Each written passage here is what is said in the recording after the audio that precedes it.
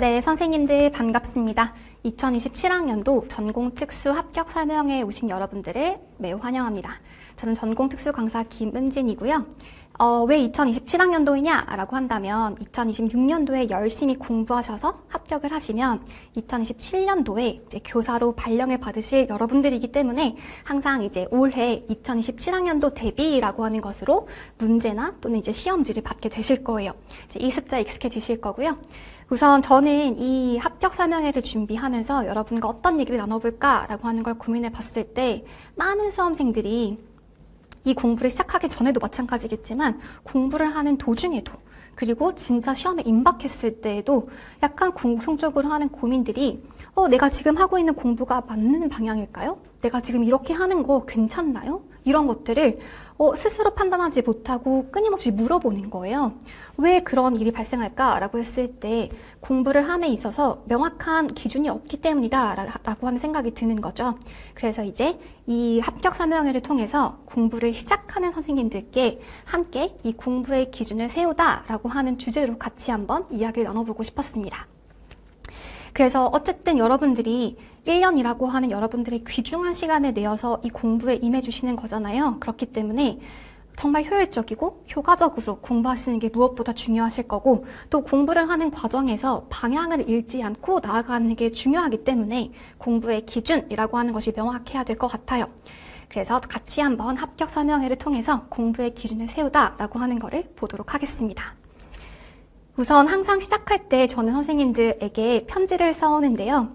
편지의 제목을 보시면 이 공부를 처음 시작하신 선생님들도 계실 것이고 또는 약간 너무 아쉽지만 다시 한번 이 시험을 준비하시는 분들도 계실 거예요. 그 모든 선생님들께 제가 꼭 드리고 싶은 말씀은 그대라는 꽃이 피는 개화의 시기가 다 따로 있다는 거예요. 조금 늦거나 둘러가더라도 언젠가의 선생님의 성취는 빛을 발할 것이고 꽃은 피어날 거라는 거죠. 그래서 지금 당장 내 눈앞에 그런 성취가 주어지지 않았더라도 조금 늦거나 돌아가더라도 언젠가의 선생님의 계절이 오면 진짜 화려하게 피어날 수 있다라고 하는 거 믿고 공부하셨으면 좋겠어요. 실제로 그렇기도 하고요. 이 시험을 막 10년 준비했다라고 하면 선생님들은 어떻게 10년을 해? 라고 생각하실 수도 있겠지만 그 10년 공부해서 합격하신 선생님은 너무 기뻐하세요. 그만큼 고생했던 기간을 다 보상받는 느낌이라고 하시더라고요. 그러니까 남들이 판단하는 게 중요한 게 아니에요. 그래서 나의 시기가 좀 늦어지더라도 또는 지금 당장은 성취가 좀 멀어 보일지라도 그것을 이겨내고 나면은 진짜 누구보다도 더 큰 보상이 돌아올 것이다 라고 하는 거 믿고 공부해 주셨으면 좋겠습니다. 그런 말이 있더라고요. 눈 덮인 설산에서 원래 장미는 여름에 피거든요, 보통은. 그런데 하나의 장미가 씨앗이 그 엄청 추운 겨울을 이겨내고 고고하게 홀로 피어난 거예요. 그런데 아시다시피 눈 덮인 설산에서 빨간색 장미는 정말 눈에 쉽게 띄겠죠? 그래서 사람들이 그 장미를 보고 어떤 생각을 할까요? 기적처럼 피어난 장미구나. 정말 멋있다. 정말 멋지다 라고 생각할 수도 있겠지만 사실은 그 장미는 피어나자마자 사람의 손에 의해서 꺾여버려요. 그런 것처럼 자연에서는 그 시기에 맞지 않게 피어난 꽃은 금방 도태되기 마련이거든요. 제가 하고 싶은 말은 임용도 비슷한 것 같습니다. 운 좋게 요행처럼 빨리 붙는 거 너무 부러울 수 있죠. 또는 지금 빨리 붙는 사람은 그만큼 준비되었기 때문에 빨리 붙을 수도 있을 거예요. 그런데 만약에 자기의 시기가 아닐 때 붙는 사람들 같은 경우에는 오히려 준비 안 된 합격은 돌고 돌아서 더 안 좋은 결과를 초래할 수도 있을 것 같거든요. 그래서 준비된 선생님들이 되셨을 때 주어진 합격이 정말 가치 있을 거다라고 하는 믿음을 갖고 이 시험에 임해주시면 가장 좋을 것 같습니다. 그래서 지금 이제 이 시험을 준비하시는 모든 선생님들의 마음가짐으로는 내가 이제 특수교사로서 준비된 교사가 되기 위해서 지금 이 시간을 보내고 있다라고 하는 마음가짐으로 차분히 임해주신다면은 얼마든지 행복한 시간으로 공부에 임하실 수 있지 않을까라는 생각이 들고요. 그러면 이제 오늘 합격 설명회에서 어떤 이야기를 나눌지 같이 한번 살펴보도록 할게요. 5가지의 주제로 같이 한번 이야기를 해볼 거고요. 하나씩 차근차근 이야기를 나눠보도록 하겠습니다. 네, 그러면 제일 첫 번째로 합격을 결정하는 기준에 대해서 살펴볼 건데요. 사실 키워드는 하나밖에 없거든요. 바로 무엇인지 같이 살펴볼 건데 많은 선생님들이 나 강의도 열심히 들었고 진짜 심지어 막 강론도 읽어보고 나는 서브도 만들어보고 단권화도 해보고 다 해봤다. 그런데 점수가 오르지 않는다 라고 했을 때 그 이유는 단순한 것 같아요. 정말 임용시험이 추구하는 방향으로 공부하지 않았기 때문에 점수를 얻지 못하는 것 같거든요. 그래서 그 선생님이 공부를 못한다 이런 게 아니라 임용시험이 의도하는 바에 따라서 공부를 하지 않았기 때문에 점수가 높아지지 못했던 거라고 생각하시면 좋을 것 같습니다. 임용시험은 열심히 공부한 엉덩이 싸움을 한 사람을 뽑는 게 아니라 출제자가 요구하는 바를 정확하게 파악하고 그 요구하는 바에 맞는 답안을 정확하게 쓴 사람을 뽑는 시험이다 라고 생각하시면 좋을 것 같아요. 그래서 공부는 기준에서부터 시작된다 라고 하는 거 꼭 기억해 주세요. 그냥 무작정 양치기를 한다거나 또는 무작정 앉아가지고 책을 막 본다거나 그런 공부가 아니라 내가 어떻게 무엇을 이제 얼마만큼 할지에 대해서 정확한 방향을 설정해야 된다는 의미예요. 그래서 보시면 뭐 초수생이든 N수생이든 이런 고민들을 한 번쯤은 해보셨을 거예요. 초수 선생님들 같은 경우에는 도대체 지금 이제 12월 달이고 나 올해 졸업하는데 내가 지금 무엇부터 해야 될지 모르겠다. 한 번쯤 이론은 다 들어봤는데 아직까지 구체적으로 임용시험이 뭔지도 잘 모르겠다라고 하시는 분들도 계실 것이고요. 그리고 이론은 한 번쯤 들어봤지만 내가 구체적으로 이걸 어디까지 알아야 되는지 잘 모르겠다라고 하시는 분들도 계실 거예요. 반면에 N수생 선생님들 같은 경우에는 이제 작년과 달라야 이번에 합격하실 수 있잖아요. 그래서 이번에는 뭔가 다르게 해야 된다라고 하는 건 알겠는데 어떻게 다르게 해야 될지 모르겠다라고 하는 그런 막연한 불안감이 있으실 수도 있겠고, 또는 N수생 같은 경우에 한 두세 번 시험을 쳤어요. 그런데 내가 재작년보다 작년에 더 열심히 했는데도 오히려 올해 결과가 더 안 좋았다라고 하시는 분들도 있으실 수 있겠죠. 그래서 이러한 초수생이든 N수생이든 이런 고민들을 해보셨다라고 한다면 아직까지 선생님들이 공부할 때 기준이 불명확하기 때문이다라고 생각하시면 좋을 것 같습니다. 그래서 공부는 기준에서부터 시작을 해야 되거든요. 근데 그 기준이 바로 뭐냐? 임용시험에서는 바로 기출이라고 생각하시면 될 것 같아요. 그래서 기출 같은 경우에는 실제로 이 시험이 무엇을 물을 거고 해당하는 개념을 어디까지 물어볼 거고 그다음에 이 개념이 반복적으로 출제된다? 그러면 그만큼 현장에서 굉장히 중요하다라고 하는 의미일 거예요. 그래서 기출에 대한 명확한 판단 없이 하는 공부들은 사실 조금 무의미할 수 있거든요. 그래서 만약에 합격한 선생님들한테 물어봤을 때 진짜 고득점을 합격하신 분들은 쿡 찌르면은 어떤 개념에 대해서 몇 년도에 출제가 되었고 그다음에 이거는 유초에서 나왔는지 또는 중등에서 나왔는지 그리고 해당하는 개념이 어디까지 확장될 수 있는지를 진짜 막힘없이 말하실 거예요. 그만큼 기출에 대해서 빠삭했을 때 좀 고득점 합격하시는 것 같거든요. 그래서 합격한 선생님들의 공통점은 공부를 함에 있어서 명확한 기준, 즉 기출에 대한 판단이 있었다라고 생각하시면 좋을 것 같습니다. 그래서 진짜 중요한 거는 우리 임용시험에서 도대체 무엇을 평가하고자 하는 것이냐라고 하는 거에 대해서 선생님들이 아무런 고민 없이 공부하시면 안 된다는 거예요. 그래서 같이 한번 볼게요. 초수 선생님들도 비록 아직까지 우리가 이론을 잘 모르시더라도 이런 것들을 묻는구나 라고 하는 것에 대한 감을 조금 가져가시면 좋을 것 같습니다. 따끈따끈한 올해 기출 문제이고요. 작년 2026년도 기출 문제였고 보시면 임용시험은 진짜 현장에서 선생님들께서 발령받았을 때 교사로서 장애 학생들을 어떻게 지도할지, 해당하는 교과목을 가르칠 때 어떠한 방법으로 중재를 할지 이런 것들을 물어보고 싶은 거예요. 그래서 구체적인 장애명이 나와 있지 않지만 장애 학생인 학생 A의 수업 참여를 돕기 위해서 이제 특수교사가 일반 학급 교사에게 안내해주고 있는 장면의 일부인 거죠.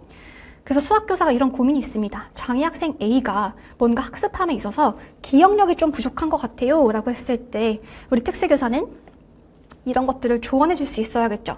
그래서 이러한 인지가 부족한 친구들에게 효과적인 기억 전략들이 있는데 밑줄 친 기억 전략에 대해서 쓰시오라고 하는 문제였거든요. 그래서 그 이외에 뭐 비슷한 기억 전략으로 패그워드도 있다라고 하면서 문제의 맥락을 통해서 선생님들께서 이제 통합학급 교사, 즉 일반 교사들에게 제안할 수 있는 효과적인 기억 전략의 명칭을 쓰는 문제였습니다. 도대체 이거 왜 물어볼까요? 이런 거를 우리가 특수교사가 알고 있어야 일반 교사한테 필요로 한 전략들을 소개해 줄 수가 있기 때문이겠죠. 또는 실제로 이 필요한 전략을 장애 학생한테 지도할 수 있기 때문일 거예요. 이런 것들이 바로 기출 문제로 나오는 거거든요. 마찬가지로 학생 A의 수업 참여를 촉진하는 거 우리 교사들의 관심사일 거잖아요. 장애 학생도 이제 교수 학습권을 갖고 있는 학생이다 보니까 당연히 수업 참여를 독려할 수 있어야 될 것이고, 수업 참여 촉진을 위해서 협동학습을 할 수 있었으면 좋겠다라고 했을 때 특수교사는 이 협동학습에 대해서 빠삭하게 알고 있어야 될 겁니다. 그래서 팀 보조 개별 학습 모형이라고 하는 것을 이제 교사가 잘 알고 적용하는 이런 과정을 묻는 문제가 출제가 되고요. 또 마찬가지 학생 A에 대해서 평가도 할 수 있어야 되는데 학생을 평가할 때 방법들에 대해서도 묻고 있는 거예요. 장애 학생을 평가할 때 일반 학생이랑 똑같이 평가하면 보세요. 베껴쓰기 어려워하고 문장을 읽기 어려워하는데 일반 학생과 똑같이 평가하면 절대 좋은 점수를 받을 수가 없죠. 그래서 이 특수교육 대상자 학생한테는 평가를 할 때 평가를 조정하는 방법도 안내해 줘보자 라고 하는 것을 묻고 있는 거예요. 이 맥락을 보시면 진짜 실제로 전부 다 교사가 다 알아야 될 내용들이잖아요. 효과적인 기억 전략들, 그다음에 참여를 독려하기 위한 구체적인 협동학습 방법들, 그리고 어떻게 평가를 조정해 줄 수 있을지에 대한 이러한 유형들, 이런 것들을 다 묻고 있다고 생각하시면 좋을 것 같습니다. 실제로 진짜 중요하고 현장 교사가 되었을 때도 이런 것들 다 활용되는 거거든요. 마찬가지 초등에서도 보시면 이제 지체장애 문제가 출제가 되었는데요. 경직형 사지마비, 불수의 운동형 뇌성마비 학생이기 때문에 이 친구들도 마찬가지 수업 참여를 위해서는 좀 이러한 교수적인 수정이 필요하다라고 설명하고 있었죠. 그래서 특히 이러한 장애를 갖고 있을 때 이 친구한테는 재료를 줄 때 뭐 책상 가쪽에 가장자리에 두는 것이 아니라 항상 책상 가운데에다가 주자라고 하는 것으로 문제에서 이렇게 묻고 있어요. 장애 특성에 근거해서 왜 가장자리가 아니라 항상 정중앙에 줘야 될까라고 하는 것을 이유를 서술하시오라고 하는 거죠. 교사가 알고 있어야겠죠? 마찬가지 해당하는 태서가 지금 이러한 자세를 취하고 있어요. 이거는 바로 뇌성마비 학생들의 특징인데요. 뇌성마비라고 하는 거가 뇌의 손상으로 인해서 근긴장, 전신에 있는 근긴장에 뭔가 이상이 생기는 거거든요. 그래서 뇌가 손상되어서 전신의 근긴장이 뻣뻣해지거나 또는 너무 근력이 약간 힘이 없어지거나 라고 하는 게 바로 뇌성마비예요.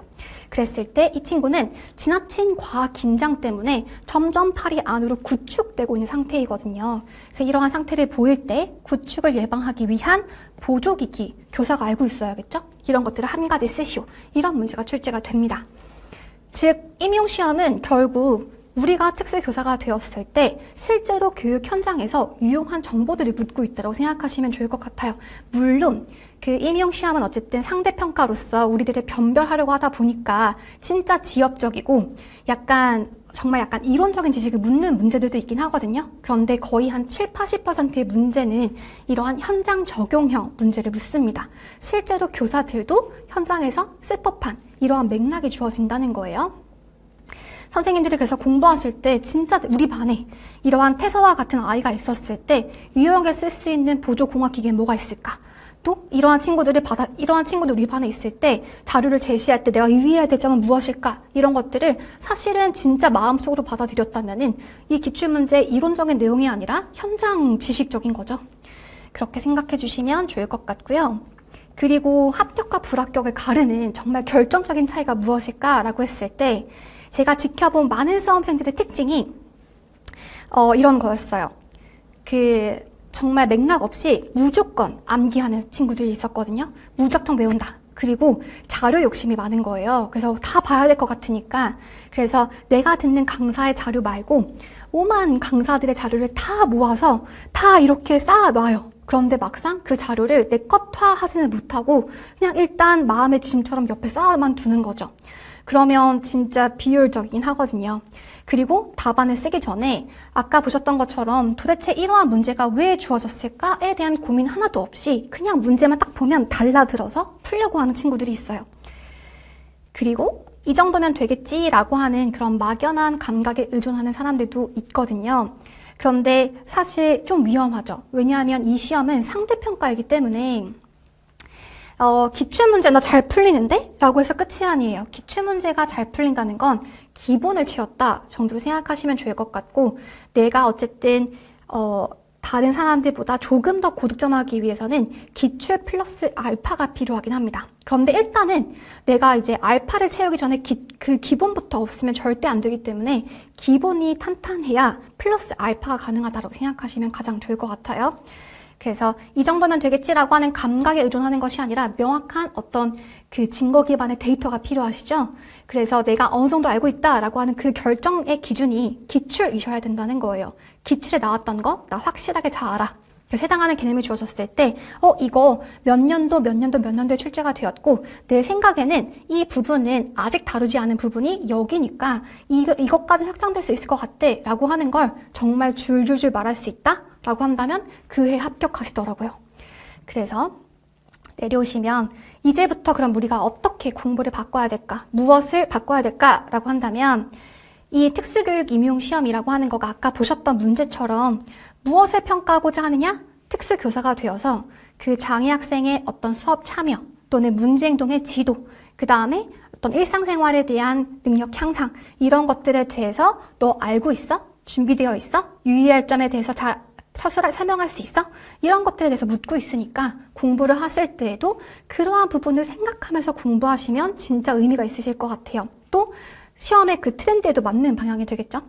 그리고 막 암기에 대한 부담을 지금부터 느끼실 필요는 없거든요.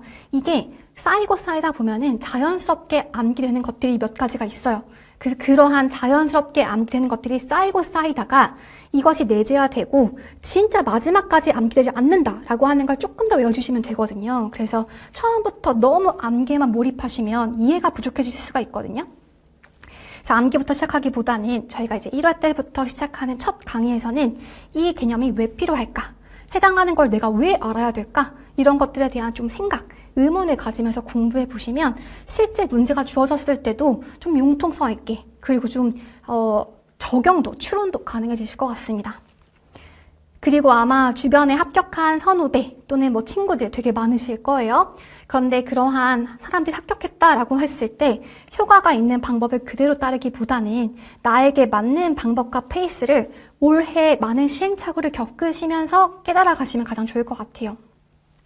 선생님들이 물론 고등학생 때나 또는 대학교 공부를 하시면서 나한테 가장 맞는 방법을 발견하신 분들도 계시겠지만 아시다시피 임용시험이라고 하는 건 그 고등학교 때 우리가 경험했었던 수험 공부랑 좀 다르고요. 수능 공부랑 좀 다르고 또 대학교 때 우리가 경험했었던 그 중간고사, 기말고사랑도 또 달라요. 중간, 기말 같은 경우에는 굉장히 그 단기 기억의 과제들이잖아요. 하지만 임용시험은 그 중간 기말의 분량에 훨씬 넘는 분량에다가 그리고 1년이라고 하는 장기적인 레이스가 필요한 시험 공부예요. 그래서 이 장기 레이스, 엄청 많은 분량을 공부하는 나만의 어떤 전략과 페이스가 필요하다라고 하는 것을 이제 준비하셔야 된다는 거죠. 그래서 아직까지 발견하지 못하셔도 괜찮아요. 우리가 1년 동안 공부해 나가면서 나한테 맞는 방법을 하나씩 찾아가시면 됩니다. 그래서 일단 남들의 의견, 이런 방법들도 참고는 해보시는 거 괜찮죠? 어쨌든 합격한 사람들이 건너왔었던 방법들이다 보니까 어떤 것들이 있지, 나한테 맞는 것은 무엇일지 이런 것들을 찾아보시는 건 굉장히 도움이 되실 것 같아요. 그런데 무작정 맹신하는 것이 아니라 이게 나한테 맞나? 이런 것들을 선생님들께서 직접 시뮬레이션 해보시고 적용해보시고 판단해보셔야 된다는 의미라고 생각해주세요. 여기까지 저희 잠깐만 쉬었다가 이어서 이제 기본적인 임용시험의 구조들에 대해서 살펴보도록 하겠습니다. 네, 선생님들 그럼 이번 시간에는 임용시험의 구조적 이해를 같이 보도록 할 거예요. 그 임용시험에 대해서 얼만큼 아느냐라고 하는 걸 가지고 이 시험을 또 잘 이겨낼 수가 있을 거거든요. 그래서 이 시험의 구성 요소에 대해서 같이 한번 살펴보도록 하겠습니다. 보시면 유특과 초특의 임용시험은 사실 그 구조는 똑같거든요. 보시면 초등특수 먼저 볼게요. 교직 논술은 100점, 20점이고 1교시에 시험을 치게 돼요. 교직 논술 시험의 주된 목적은 특수학교에 사용되는 교직과 교양 전 영역을 다루고 있습니다. 그다음에 교육과정이라고 불리는 전공시험 같은 경우에는 특수교육학 전 영역이 시험 범위이고요. 그 다음 특수교육 교육과정, 그 다음에 초등학교 일반 초등 교육과정을 말하는 거예요. 사실 그래서 임용판에서 우리 초등 특수 선생님들이 시험 범위가 제일 많다고 부르거든요. 왜냐하면 이거 사실 일반 초등 선생님들이 공부하시는 분량이잖아요. 그런데 여기다 플러스 알파로 교육과정도 아셔야 돼요. 특수교육 교육과정도 어마어마하게 많거든요. 그리고 심지어 중등이 공부하는 특수교육학도 전 영역이 포함된 범위라는 거예요. 정말 양이 많아요. 그래서 사실은 초등특수 선생님들께서는 공부를 할 때 딥하게 잘 보지 못하시고 되게 급하게 분량을 훑는 거에 되게 의의를 두고 공부하시는 분들이 많거든요. 그러다 보니까 컷은 낮지만 합격생 선생님들께서 그 차이가 되게 커요. 예를 들어서 뒤에 제가 나중에 커트라인 보여드리겠지만 그 해당 지역의 컷이 만약에 60점이라고 해볼게요. 근데 그 지역에 뭐 수석이나 차석하는 그 선생님들은 막 85점, 90점일 수도 있다는 거예요. 마지막 컷이라고 하는 건 문 닫고 들어간 꼴찌 선생님의 점수를 말하는 거고요. 반면에 여기 있는 수석 선생님 점수는 공개하지 않거든요. 그런데 이제 초등 같은 경우에는 이러한 마지막 문 닫고 들어간 선생님과 앞에 있는 선생님들 간의 점수의 격차가 꽤 많이 나는 편이다 라고 하는 거 좀 염두에 두어주셔야 돼요. 그래서 여기에 있는 선생님의 점수를 기준으로 공부하시면 절대 안 되고요. 보통 좀 안정권이고 싶다라고 한다면 이 컷 점수보다 플러스 10점 이상을 좀 생각하고 공부를 하셔야 된다라고 봐주세요. 우선 근데 그만큼 이렇게 컷이 낮은 이유는 아무래도 초등특수 같은 경우에 공부할 분량이 진짜 어마어마하게 많다 보니까 깊이 있게 공부하는 시간이 상대적으로 부족하기 때문에 너도 나도 뭐 다른 사람들 전부 다 이만큼 힘들다는 거죠. 근데 그 와중에 내가 조금이라도 잘하는 것이 도드라진다 라고 한다면 훅 점수가 뛸 수 있거든요. 그래서 내가 뭐 특수교육하게 되었든 특과정이 되었든 일반 초등 과정이 되었든 이 셋 중에 어느 하나의 강점이 있잖아요. 그러면 진짜 고득점 하실 수가 있어요. 그래서 이 부분 잘 염두에 두시면 좋을 것 같고요. 유특 선생님들도 마찬가지입니다. 교직 논술과 교육과정으로 구성되어 있습니다. 그리고 문제의 유형은 교직 논술 같은 경우에는 논술형 시험이에요. 한 문제이고요. 반면에 전공시험 같은 경우에는 그냥 단답으로 쓰는 단답형 그리고 문장으로 서술하는 서술형 두 가지의 유형으로 구성되어 있습니다. 그래서 보시면 교육과정 이제 전공에서는 기본적으로 특수교육학 전 영역이 문제에 다뤄지죠. 그다음에 교육과정에서는 특수교육 교육과정뿐만 아니라 일반 교육과정도 들어가게 되고요. 그다음에 플러스 알파로 장애인 등에 대한 특수교육법, 우리한테 진짜 중요한 법이에요. 그래서 줄여서 특수교육법 이렇게 부르기도 하는데요. 이 법에 근거해서 특수교육 대상자한테 적절한 지원과 교육을 제공할 수가 있거든요. 이 법은 꼭 잘 기억해 두시는 거 필요하십니다. 그리고 최근 동향을 보시면 초등특수에서 항상 점자 한 문제, 수어 한 문제 나오고 있거든요. 그래서 이 부분도 꼭 알아두셔야 되는 부분이에요.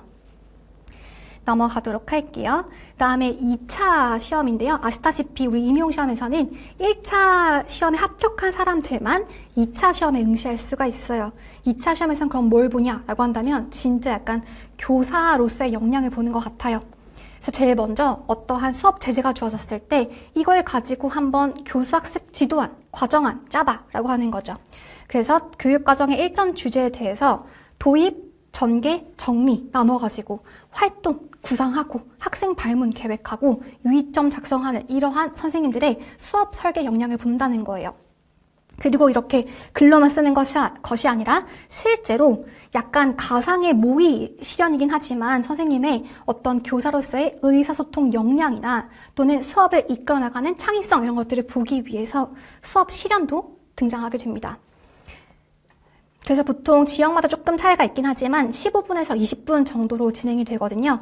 아시다시피 실제 초등에서의 수업 그 시간은 40분이거든요. 근데 그 40분의 시간을 압축적으로 보여주는 거예요. 그리고 심지어 애들도 없어요. 그런데 애들이 있다고 가정을 하고 내가 수업 시연하는 모습을 보여주는 거거든요. 그리고 또 그 2차 시험의 요소가 바로 심층 면접인데요. 여기서의 질문들을 보시면 너 어떤 교사상을 갖고 있는 어떤 교사가 되고 싶니? 너는 학생들을 바라볼 때 어떠한 관점에서 학생들을 바라봐? 만약에 너가 학교에 이제 교사가 되었어. 그런데 학교장이랑 갈등이 있다면 너 어떻게 대처할 거야? 또는 학부모와의 이러한 문제로 갈등이 생겼을 때 너 어떻게 할 건데? 이런 것들을 물어본다는 거예요. 그래서 이러한 면접 질문을 통해서 선생님이 어떤 사람이고 어떤 교사가 될 것 같다 라고 하는 거에 대해서 약간 구조화된 면접을 본다라고 생각해 주시면 됩니다. 그래서 2차 시험은 지역별로 상이하기 때문에 좀 더 구체적인 사항들은 나중에 선생님께서 응시하실 지역에 이러한 공고문을 참고하시는 것이 필요한데요. 어쨌든 공통적으로는 전부 다 선생님이 준비된 교사인지를 묻고 싶은 것 같아요. 그 다음에 모집 인원과 경쟁률 한번 볼게요. 추이만 조금 봐주세요.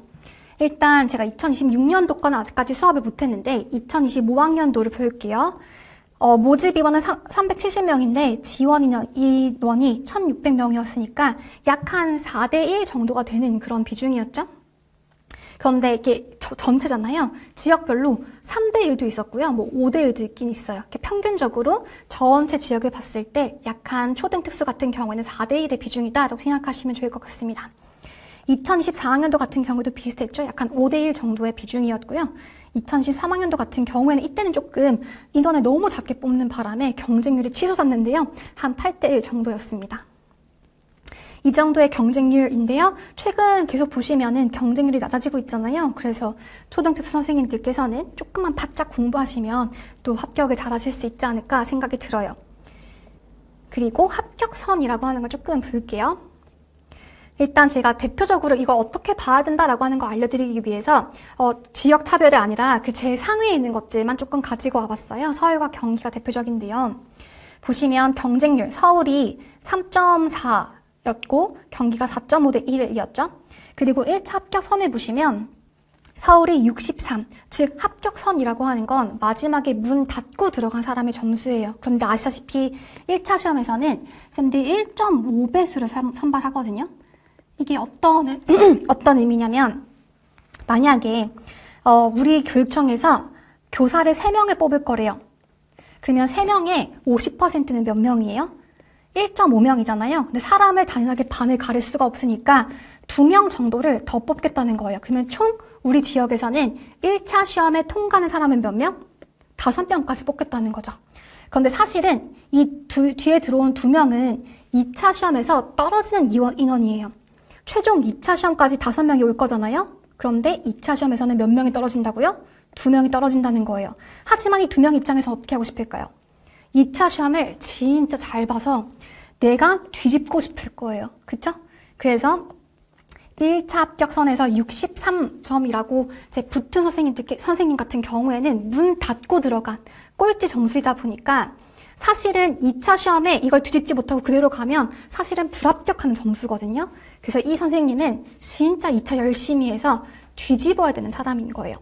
그래서 이 선생님 같은 경우에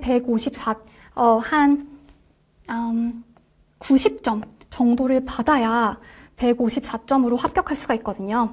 그래서 거의 2차에서 감점 없이 열심히 해야 된다라고 하는 것으로 봐주시면 좋을 것 같습니다. 1차, 2차 둘 다 100점 만점이거든요. 둘 개 합해서 200점 만점이라고 생각하시면 됩니다. 반면에 경기도 같은 경우에는 마지막으로 문 닫고 들어간 선생님의 점수가 65점이었고 그리고 2차에 문 닫고 들어간 즉 1배수에 들어간 선생님의 점수가 159.5이잖아요. 마찬가지로 한 90점 넘게를 받아야 이제 뒤집을 수 있는 점수였네요. 근데 이게 또 중요한 게 뭔지 아세요? 나만 뒤집으면 되는 게 아니에요. 뒤집혀야 되잖아요. 그래서 나보다 1차 점수가 높았던 선생님께서 2차를 말아먹어서 점수가 확 감점이 되어야 내가 올라갈 수가 있다는 거예요. 그렇지 않으면 사실 다 같이 2차를 잘 보잖아요. 그러면 끝에 붙은 선생님 당연히 떨어질 수밖에 없겠죠. 그래서 이제 2차에서 1차에서 뒤에서 이제 붙은 선생님들은 누군가가 실수를 좀 해주고 또 내가 2차를 진짜 잘 봐야 뒤집어가지고 최종 합격이 가능하다라고 생각하시면 되겠죠. 근데 너무 불안하잖아요. 그래서 사실 우리 모든 선생님들께서 공부하실 때 목표는 1차 고득점을 목표로 해요. 그래서 누구도 나를 뒤집을 수 없는 그런 고득점을 받는 것이 다들 목표이죠. 안정적으로 2차를 보고 싶으니까. 선생님들께서도 목표를 하실 때 이 마지막 문 닫고 들어간 선생님 점수를 기준으로 공부하시면 절대 안 되고요. 안정적이고 싶으시다면 보세요. 한 90점 정도 받으면 뒤집힐 수도 있잖아요. 그러니까 약 한 10점 정도를 더 받겠다라는 생각으로 공부에 임해주시면 가장 좋을 것 같습니다. 그리고 이제 많은 선생님들께서 오해하시는 부분과 임용시험의 진실 이렇게 한번 정리를 해봤는데 보시면 임용시험은 진짜 박학다식하고 많이 아는 사람을 뽑는 시험이다? 그렇지 않아요. 오히려 제가 봤을 때 저도 이제 공부를 했을 때 제 동기 중에서 정말 쿡 찌르면 그 이론 잘잘잘 다 말하는 친구가 있었어요. 그런데 그 친구가 여러 번 시험에서 낙방을 했거든요. 그 이유가 뭘까라고 했을 때 진짜 다 알아요. 정말 잘 외워요. 하지만 문제가 의도하는 바를 잘 파악하지 못해서 항상 그 답을 비껴서 쓰는 거예요. 결국 합격하긴 했지만 좀 둘러서 합격한 케이스였던 거죠. 그래서 이 시험은 많이 아는 사람을 뽑는 시험이 아니라 이거예요. 출제 의도에 맞게 답을 쓴 사람을 뽑는 시험이다 라고 하는 거. 그럼 우리가 방향을 어떻게 잡으면 좋을까요? 책을 처음부터 끝까지 다 보는 게 좋을까요? 아니라는 거예요. 너무 비효율적이라는 거예요. 우리는 지금 학문을 하는 게 아니라 시험을 공부하는 사람들인 거잖아요. 학문은 나중에 이제 교사가 된 후에 교사 재교육하는 시스템으로 대학원에 가실 수도 있고 또는 뭐 교사 연수에 참여하실 수도 있을 거예요. 그때 가서 학문을 하시면 되고 저희는 지금 이제 교사를 준비함에 있어가지고 정말 이제 시험에 필요한 지식들, 현장에 바로 쓰일 수 있는 그런 지식들을 공부한다라고 생각하시면 좋을 것 같습니다. 그래서 출제 의도에 맞게 답하는 그런 사람이, 준비된 사람이 되기 위해서는 기출을 잘 보셔야 된다라고 생각하시면 좋을 것 같아요. 그리고 열심히 한 사람을 보상해주는 시험이면 진짜 얼마나 좋을까요? 그쵸? 엉덩이 싸움 해가지고 하루 12시간씩 앉아서 열심히 공부한 사람 보상해주는 시험이면 진짜 좋을 것 같아요. 하지만 슬프게도 이 임용시험 같은 경우에는 상대평가로 열심히 한 사람을 보상해주는 게 아니라 정확하게 쓴 사람을 고득점으로 합격시켜주는 그런 시험인 거잖아요. 사실 그래서 양적인 시간을 확보하는 것도 사실 중요하긴 하거든요. 왜냐하면 어느 정도 그 수준에 도달하잖아요. 예를 들어서 한 9월, 10월 정말 시험에 한 D-100이 남은 시점이다 라고 한다면 누구나 다 열심히 해요. 그럴 경우에 나는 좀 잘하고 있지만 5시간 공부를 했어요. 하지만 옆에 있는 친구는 사실 나랑 좀 비슷한 수준인데 10시간 공부를 해요. 그러면 당연히 이 친구가 더 좋은 점수를 받을 수밖에 없겠죠.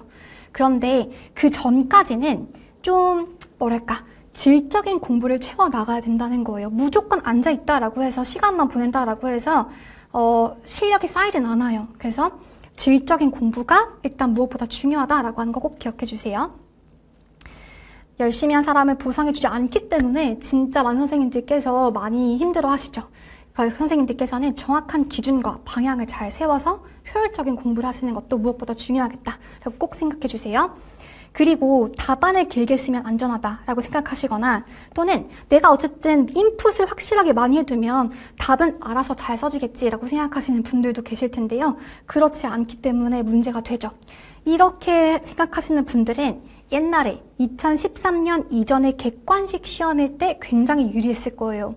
하지만 이제 서답형 시험으로 바뀌고 나서는 진짜 내 머릿속에 알고 있는 걸 실제로 손으로 그 논리적이고 깔끔하게 잘 정리하는 게 필요하거든요. 그래서 적용은 별도의 훈련이 필요합니다. 그래서 보통 우리가 중반기 또는 7, 8월부터 이루어지는 문제풀이나 또는 모의고사를 통해서 내 머릿속에 있는 지식을 내가 채점자가 잘 알아볼 수 있도록 키워드 있게 서술할 수 있는지를 연습해 보셔야 돼요. 그래서 이게 너무 늦어지면은 많이 힘들어질 수가 있으니까 보통 이제 상반기 지나고 중반기부터는 이러한 적용 훈련을 꼭 하셔야 됩니다. 그렇게 생각해 주시면 좋을 것 같고요. 여기까지 잠깐만 쉬었다가 저희 그 다음 챕터 넘어가 보도록 할게요. 네, 선생님 그러면 저희 이번 시간에는 최근의 기출의 출제 흐름을 같이 분석해 보면서 공부하는 방향에 어떤 나침반을 세워보시면 좋을 것 같습니다. 그래서 제재는 시험 공부를 하자거든요. 학문을 하고자 하는 것이 아니라 1년 바짝 준비해서 그 1년의 그 공부의 효율을 최대한 높일 수 있는 방향으로 설정하셔야 되잖아요. 그러한 출제 흐름의 분석 같이 해보도록 할 거예요. 기출은 방향을 제시해 준다라고 봐주세요. 그래서 기출에 대해서 많이들 하는 오해가 아마 이런 얘기 많이 들어보셨을 거예요. 기출 많이 풀어봐. 또는 기출에 나온 답 그대로 암기하면 돼. 또는 작년에 나왔던 기출 문제는 올해 똑같이 또 안 나와. 이런 약간 대표적인 오해들이 있는데 그렇지 않죠. 기출 문제 풀어보는 거 중요해요. 하지만 무조건 양치기를 하는 공부보다는 정말 기출 문제 하나를 보더라도 그 맥락 속에서 도대체 이 기출 문제가 왜 출제되었을까? 또는 이 기출 문제가 어떻게 확장될 수 있을까? 이런 고민을 하면서 푸는 것이 무엇보다 중요하고요. 그다음에 기출에 나왔던 답을 그대로 외우기보다는 정말 그 기출 문제에 대해서 키워드 있게 잘 서술할 수 있는지를 끊임없이 연습하는 게 중요하다라고 봐주세요. 그리고 그렇지 않죠. 이 공식은 없습니다. 그래서 사실은 너무 이렇게 우리가 알아야 될 것도 많고 공부해야 될 게 많다 보니까 작년에 물어봤던 거 안 나올 가능성이 있긴 하죠. 하지만 무조건 그런 건 아니거든요. 그래서 이렇게 접근하시면 좀 위험할 수 있어요. 나오면 어떻게 할 건데? 라고 하는 거잖아요. 우리의 1년 공부를 평가하는 거가 우리 초등특수 같은 경우에는 전공 A, 전공 B에서 8문항밖에 없거든요. 그런데 이것 때문에 이렇게 믿고 있었기 때문에 혹시나 나의 뒤통수를 쳐가지고 작년에 나왔던 거가 나왔다라고 하면은 그거 틀리실 거 아니잖아요. 그러니까 우리는 일단 기출에 나왔던 모든 것들에 대한 대비가 필요합니다. 왜냐하면 이 시험은 절대평가가 아닌 상대평가이기 때문인 거죠. 남들이 아는 거는 다 알아야 돼요. 그리고 남들이 충분히 공부하지 못했던 거를 플러스 알파로 가져가야 그 문 닫고 들어간 컷 점수보다 플러스 10점 이상을 받으실 수가 있는 거거든요. 그래서 기출을 제대로 공부하는 방법은 기출은 그 문제를 그대로 풀고 답 맞추고 맞았네, 틀렸네, 틀렸으니까 한번 다시 써봐야지 이렇게 하는 공부가 아니라는 거예요. 기출 문제는 진짜 질적으로 좋은 문제이거든요. 그러니까 그 기출 문제가 어떻게 만들어졌고 이 문제의 출제의도가 무엇인지를 역으로 출제자의 시점에서 파악해보는 게 굉장히 중요한 거예요. 그래서 저는 기출 풀이집, 기출 문제집이라고 부르지 않고 기출 분석집이라고 부르거든요. 기출 문제를 공부하실 때는 이거의 답을 맞히고 틀리고가 중요한 게 절대 아니에요. 그 기출 문제를 내가 분석해 나가는 게 진짜 중요하다고 생각해 주세요. 그리고 기출문제는 일단 저는 풀지 않고 정답 바로 봐도 되거든요. 그래서 역으로 이 답을 도출하기 위해서 내가 제시문에서 확인해야 될 정보들이 무엇인지 이러한 방법으로 공부하시면 좋을 것 같고, 그러면 이제 다음번에 문제가 확장될 때는 그 제시문의 맥락 속에서 내가 좀 더 플러스 알파로 알아야 될 확장된 심화된 지식이 무엇인지 이런 것들을 끊임없이 능동적으로 고민하면서 공부하시는 게 중요합니다. 그리고 또 우리는 진짜 좋은 게 바로 뭐냐면 다른 전공 과목들 같은 경우에는 1년에 시험지가 하나밖에 안 나오잖아요. 2025학년도 딱 하나밖에 없어요. 하지만 특수는 어때요? 유아, 초등, 중등 이렇게 기출문제가 벌써 3세트거든요. 그래서 우리 전공 같은 경우에는 기출 문제집이 타 전공에 비해서 엄청 두꺼울 수밖에 없어요. 유, 초, 중 3개의 학년급을 다 아우르거든요. 학교급을. 그래서 초등학생들 같은 경우에 공부하실 때 의문이 드실 거예요. 초등 특수에만 나온 거 공부하면 되지 않나요? 라고 했을 때 그렇지 않다는 거예요. 너무 감사하게도 우리는 기출문제가 엄청 많기 때문에 그 기출문제로 충분히 이제 공부하다 보면은 개념을 다질 수가 있는데, 중등에 나왔던 게 초등에 변해서 나오기도 하고 또 유아에 나왔던 게 초등에 또 나오기도 하거든요. 그래서 학교 급간, 연도, 영역을 넘나들면서 공부를 충실히 해두시면은 진짜 질적으로 밝혀진 무수히 많은 기출문제를 통해서 연습할 수 있다고 생각해 주세요. 기출문제가 많은 건 우리 수험생 입장에선 정말 좋은 부분이긴 하거든요. 그래서 보시면 일단 교직 논술 샘플을 하나 가지고 왔어요. 이제 처음 공부를 준비하시는 분들 같은 경우에 교직 논술 도대체 뭘 물어보는 거야? 라고 했을 때 똑같아요. 임용시험에서 묻고자 하는 건 이제 너가 교사가 되었을 때 학생들을 어떻게 생활 지도할 거야? 어떻게 학생들의 문제행동을 중지할 거야? 어떻게 통합학급에 잘 적응할 수 있게끔 교수 학습 활동을 지원할 거야? 또 통합학급 교사랑 어떻게 협력할 거야? 이런 것들을 묻는단 말이에요. 작년에도 마찬가지예요. 보시다시피 학교 차원의 긍정적 행동 지원이라고 들어보셨을까요?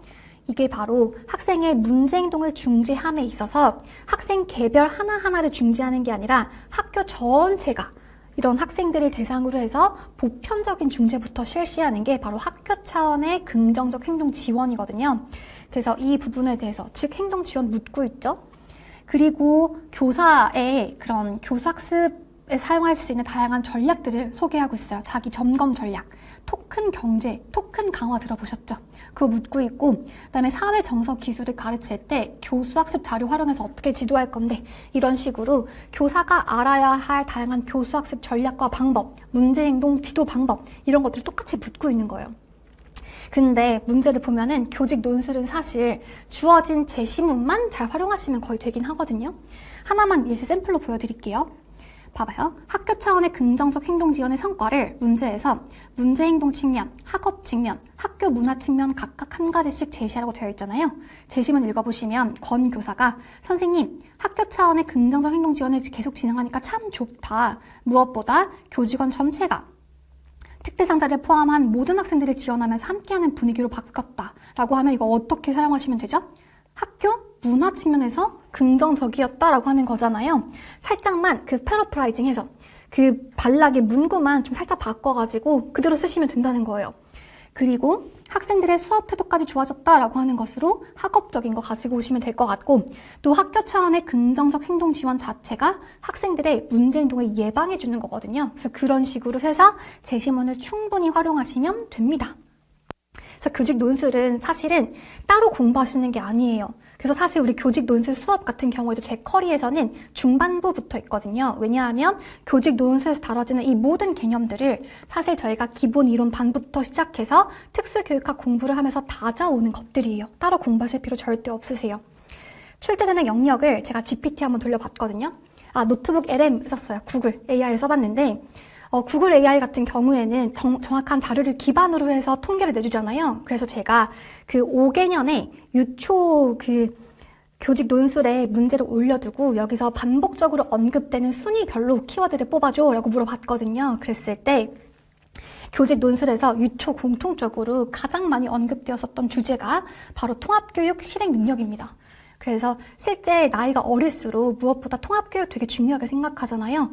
그 학교가 마치 작은 사회가 되는 거다 보니까 실제 지역사회를 경험하기 전에 학교라고 하는 작은 사회 안에서 보호를 받으면서 비장애 학생들과 긍정적인 경험, 이런 통합된 사회를 살아보는 경험, 이런 것들을 가질 수 있는 거다 보니까 통합교육 너무 중요하다는 거예요. 그래서 실제로 유초 교직 논술에서 통합교육 관련된 제재가 진짜 많이 언급이 되었고요.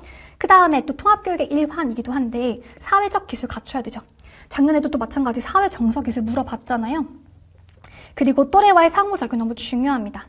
이런 것들이 바로 2순위였고 세 번째 또 이번 2025학년도 교직 논술 주제였잖아요. 긍정적 행동 지원 어떻게 할 거냐 자주 묻는 주제예요. 작년에 그래서 교직 논술 이때까지의 방향과 항상 그 같은 맥으로 나왔다라고 생각하시면 돼요.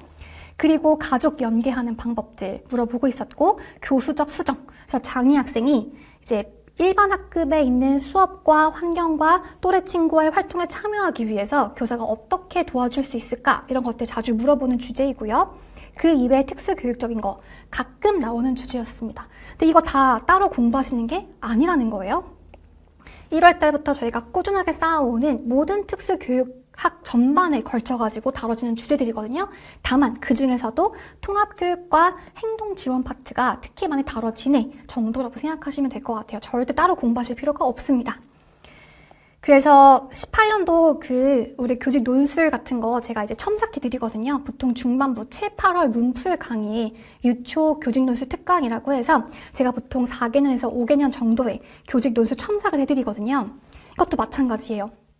교직 논술이라고 할 때 막연하게 나 글쓰기 진짜 못하는데? 나 초등학교 이후에 글 써본 적 없는데? 라고 생각하실 수도 있어요. 그런데 이거는 절대 유려한, 화려한 글솜씨를 뽐내는 글짓기가 아니거든요. 딱 구조를 갖춰져 있는 논술이에요.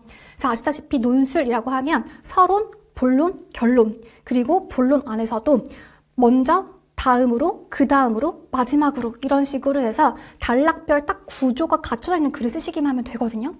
딱 보이시죠? 항상 들여쓰기 하실 거잖아요. 서론의 첫 번째 들여쓰기 하고 그다음에 일반적인 개념적 정의를 해요. 개별화 교육 계획이란, 통합 교육이란 그렇게 서술하시면 되고 두 번째 문단으로는 우리가 왜 이거를 교직 논술에서 논하게 되었는지 그 부분에 대한 중요성을 언급하시고요. 그 다음 항상 서론은 뭐예요? 내가 본문에서 이러한 내용을 말할 거야 라고 하는 걸 개괄해 주시는 거잖아요. 그래서 본 글에서는 이러한 것들에 대해서 논해 볼 거다. 서론 끝이에요.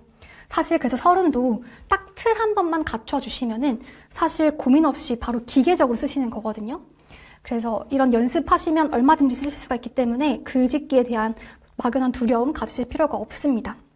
그 다음에 본문이 무엇보다 가장 점수를 이제 받을 수 있는 가장 중요한 부분인 거잖아요. 그래서 먼저, 다음으로, 마지막으로 항상 들여쓰기 하시는 거 중요하죠.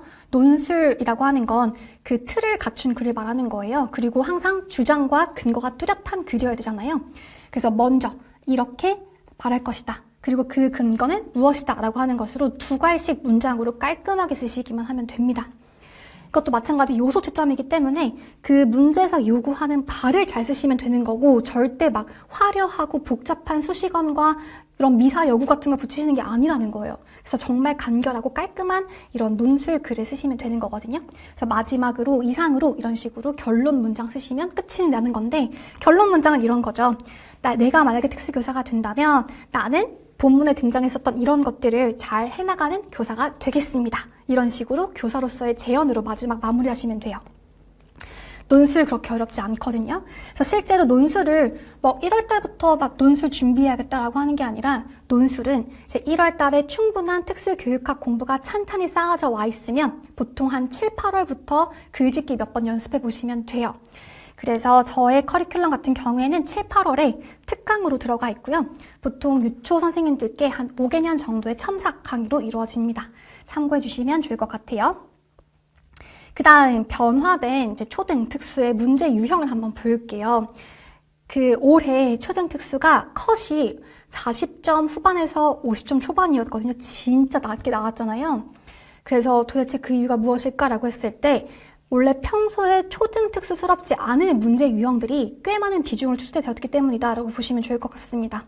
그 이유는 보통 이유를 쓰시오, 뭐에 근거하여 쓰시오, 어떤 측면에서 쓰시오라고 하는 부분들은 사실 중등 특수스러운 문제이거든요. 좀 딥하게 이론적 지식을 물어보는, 하지만 이러한 문제가 26년도 초등 기출 문제에 꽤 많이 등장했기 때문에 아마 초등 선생님들께서 문제 너무 어려워 라고 느끼셨을 것 같습니다. 그러면 이제 올해 시험을 준비하시는 분들은 이러한 문항에도 대비가 되어 있으셔야 될 것 같아요. 그래서 나는 초등 특수니까 중등만큼 이론을 딥하게 보지 않을 거야 라고 하는 마음 먹지 마시고 내가 초등 특수로서 고득점을 하려면 중등만큼 알면 나 진짜 고득점 하겠는데 라고 생각해 주시면 어떨까요? 그래서 물론 선생님들의 공부 분량상 그러지 못하실 수 있어요. 왜냐하면 일반 초등 어마어마한 양을 갖고 있죠. 특과정도 공부할 거 많죠. 근데 특수교육학도 중등만큼 공부한다 되게 어려우실 수 있어요. 하지만 미리 약간 지레 짐작해가지고 미리 이미 차단하기보다는 일단 열어두시고 충분히 내가 할 수 있다라는 마음을 가짐으로 접근해 주시면 다 될 수 있거든요, 쌤. 어떻게 보면 1년이란 시간은 길기도 하고 짧기도 한 시간일 거예요. 근데 그 시간을 어떻게 효율적으로 쓰냐의 문제이다 보니까 이제 작년에 초등기출 문제 유형을 한번 살펴볼게요, 쌤. 보시면 이유와 근거를 쓰는 문제가 제가 몇 개만 발췌해왔지만 사실 비중으로 따지면 진짜 많이 출제가 되었더라고요. 그래서 아마 그 컷 점수가 48, 51점 이랬을 것 같아요. 쌤들 그 1차 시험의 컷이 51점이라고 하면 100점 만점에 반타작이에요. 그런데 아시다시피 이 51점이라고 하는 거에는 교직 논술 점수 20점이 포함되어 있는 거잖아요. 근데 논술은 보통 주는 점수이거든요. 교직 논술 20점이 맞았다라고 한다면 사실 31점이면 꽈락한 점수입니다. 그래서 기본적으로 이거 되게 진짜 낮게 나타난 점수거든요. 그 이유가 이때까지 초등에서 많이 묻지 않았던 문제 유형이었기 때문에 상대적으로 이렇게 컷이 낮으면 보통 채점할 때 물체를 할 텐데 물체를 해도 굳이 할 수가 없었나 봐요. 답안이. 그래서 이제는 저희가 중등 문제 유형과 비슷하게라도 이러한 좀 깊이 있는 문제 유형에 대해서 대비가 좀 되어 있어야겠다라고 생각해 주세요.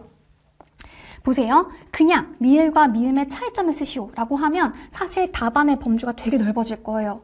그쵸? 하지만 이 차이점을 그냥 쓰는 게 아니라 이러한 측면에서 한 가지를 쓰시오라고 되어 있으니 엄청 많은 차이점이 있겠지만 딱 그것만 써야 되는 거죠. 이렇게 문제를 주면은 난이도가 팍 뜁니다. 그래서 이러한 스타일의 문제는 원래 중등이었거든요. 그래서 이 차이점을, 공통점을, 이거의 특징을 어떤 측면에서 쓰시오라고 하는 거는 보통 중등에서 조건부처럼 주어지는 어려운 문제인데 초등에서도 이렇게 출제가 되었다라고 봐주시면 좋을 것 같고요. 이유를 쓰라는 문제가 꽤 많았죠. 구분하는 기준을 쓰시오, 이유를 쓰시오, 서술하시오. 이런 문제들이 아마 초등 선생님들께서 좀 많이 어려워하지 않으셨나라는 생각이 들었고요. 그다음에 초등 원래 예시 쓰는 문제가 꼭 나오긴 했었어요. 그런데 작년 문제를 봤을 때는 이 예시 적용하는 문제들이 진짜 많았다. 그래서 답안을 작성하실 때에도 아마 시간이 좀 부족하다라고 느껴졌을 만한 요소죠. 사실 어떠한 명칭을 쓰시오. 이런 것들이면 단답형으로 금방 쓸 거예요. 알면 쓰고 모르면 못 쓰고 이렇게 되다 보니까 빨리빨리 넘어갈 수가 있는데, 예를 쓰라는 문제 같은 경우에는 제시문을 적용하고 고민하고 이러한 과정이 들어가다 보니까 예시 쓰라는 문제가 많아질수록 시간이 오래 걸립니다. 그런데 작년 문제 같은 경우에 예시 쓰는 문제가 많아서 좀 상대적으로 굉장히 시간이 촉박하다라고 느껴졌을 것 같아요. 그리고 작년에 또 장특법이 안 나왔더라고요. 진짜 열심히 공부한 선생님들 아쉽게 장특법은 안 나왔지만 총론이 진짜 어렵게 나왔습니다. 그래서 특히 A형의 1번 문제였기 때문에 굉장히 당황스러운 선생님도 많으셨을 것 같아요. 총론이 진짜 그냥 5점이 아니라 진짜 어려운 5점을 획득해야 되는 그러한 문제였고요. 그다음에 초과정의 비중이 상대적으로 좀 높았죠. 그런데 초과정 난이도는 좀 평이했다는 말을 듣긴 했는데, 어쨌든 저희가 32점이라고 하는 좀 비중이 높은 출제 영역을 갖게 되었다고 보시면 좋을 것 같고요. 점자와 수업, 최근 동향이에요. 꼭 보셔야 됩니다. 초등특수 선생님들께서도. 작년에 이러한 문제 유형의 변화들 때문에 아마 그렇게 낮은 컷이 형성되지 않았을까라는 생각이 드는데요. 그런데 말씀드렸던 것처럼 이거는 진짜 문 닫고 들어간 선생님의 점수예요. 지금 이제 2차 준비하고 있잖아요. 저랑 합격하신 초등특수 선생님들께서 커플 20점도 있고요. 그다음에 기본적으로 10점 이상 되시는 분들 수두룩해요. 즉, 문 닫고 들어간 선생님의 점수가 너무 낮다 보니까 그 위에 있는 선생님들 점수는 상대적인 분포가 되게 커요. 왜냐하면 임용시험이라고 하는 건 동간이 아니잖아요. 이 사이에 촘촘하게 0.3점, 0.67점 이런 식으로 해서 소수점으로 차이가 있을 거거든요. 이게 보통 컷이 막 77점 막 중등처럼 이렇게 있으면 이 위에 있는 그 최고 한계점이라고 할까요? 그 점수가 많아봐야 80점 한 초반밖에 안 돼요. 왜냐하면 거의 우리 임용시험을 치른 선생님들께서의 인지 수준이 막 비슷하다라고 생각할 수 있잖아요. 막 영재처럼 IQ 130 이상의 사람들이 몇 분 안 계실 거예요. 그렇기 때문에 보통은 최고 한계점이 82점이라고 했을 때 이 사이에 몰려있는 선생님들 점수는 크게 차이가 없죠. 하지만 컷 점수가 50점이다라고 했을 때 사실 1등 선생님의 점수는 85점일 수 있어요. 그러면 차이가 몇이에요? 30점 넘게 차이가 나죠. 그러면 사실 2차를 아무리 열심히 해도 뒤집을 수가 없는 점수일 수가 있거든요. 그래서 컷이 낮다라고 하는 건 이 사이에 진짜 간격이 좀 넓을 수가 있겠다라고 생각해 주시면 좋을 것 같습니다. 그래서 컷을 보시는 것이 아니라 굉장히 이번에 수준차가 많이 났다. 즉, 이러한 문제 유형에 대비가 되어 있거나 좀 특수교육학 공부가 딥하게 잘 되어 있거나 또는 초과정 문제를 많이 맞췄거나 이런 선생님들 같은 경우에는 확 고득점 하셨겠죠? 근데 어떠한 시험지가 나올지 모르는 거니까 어떠한 문제 유형에도 대비가 되어 있어야 나의 계절을 받아들일 수가 있는 거잖아요. 그래서 우리는 1년 동안 공부할 때 편식하지 않고 초과정도 열심히 하고 특학도 열심히 보고 이 제한된 시간 내에 그래도 좀 더 많은 효율적인 점수를 얻을 수 있게끔 준비하시는 거 중요하시겠습니다.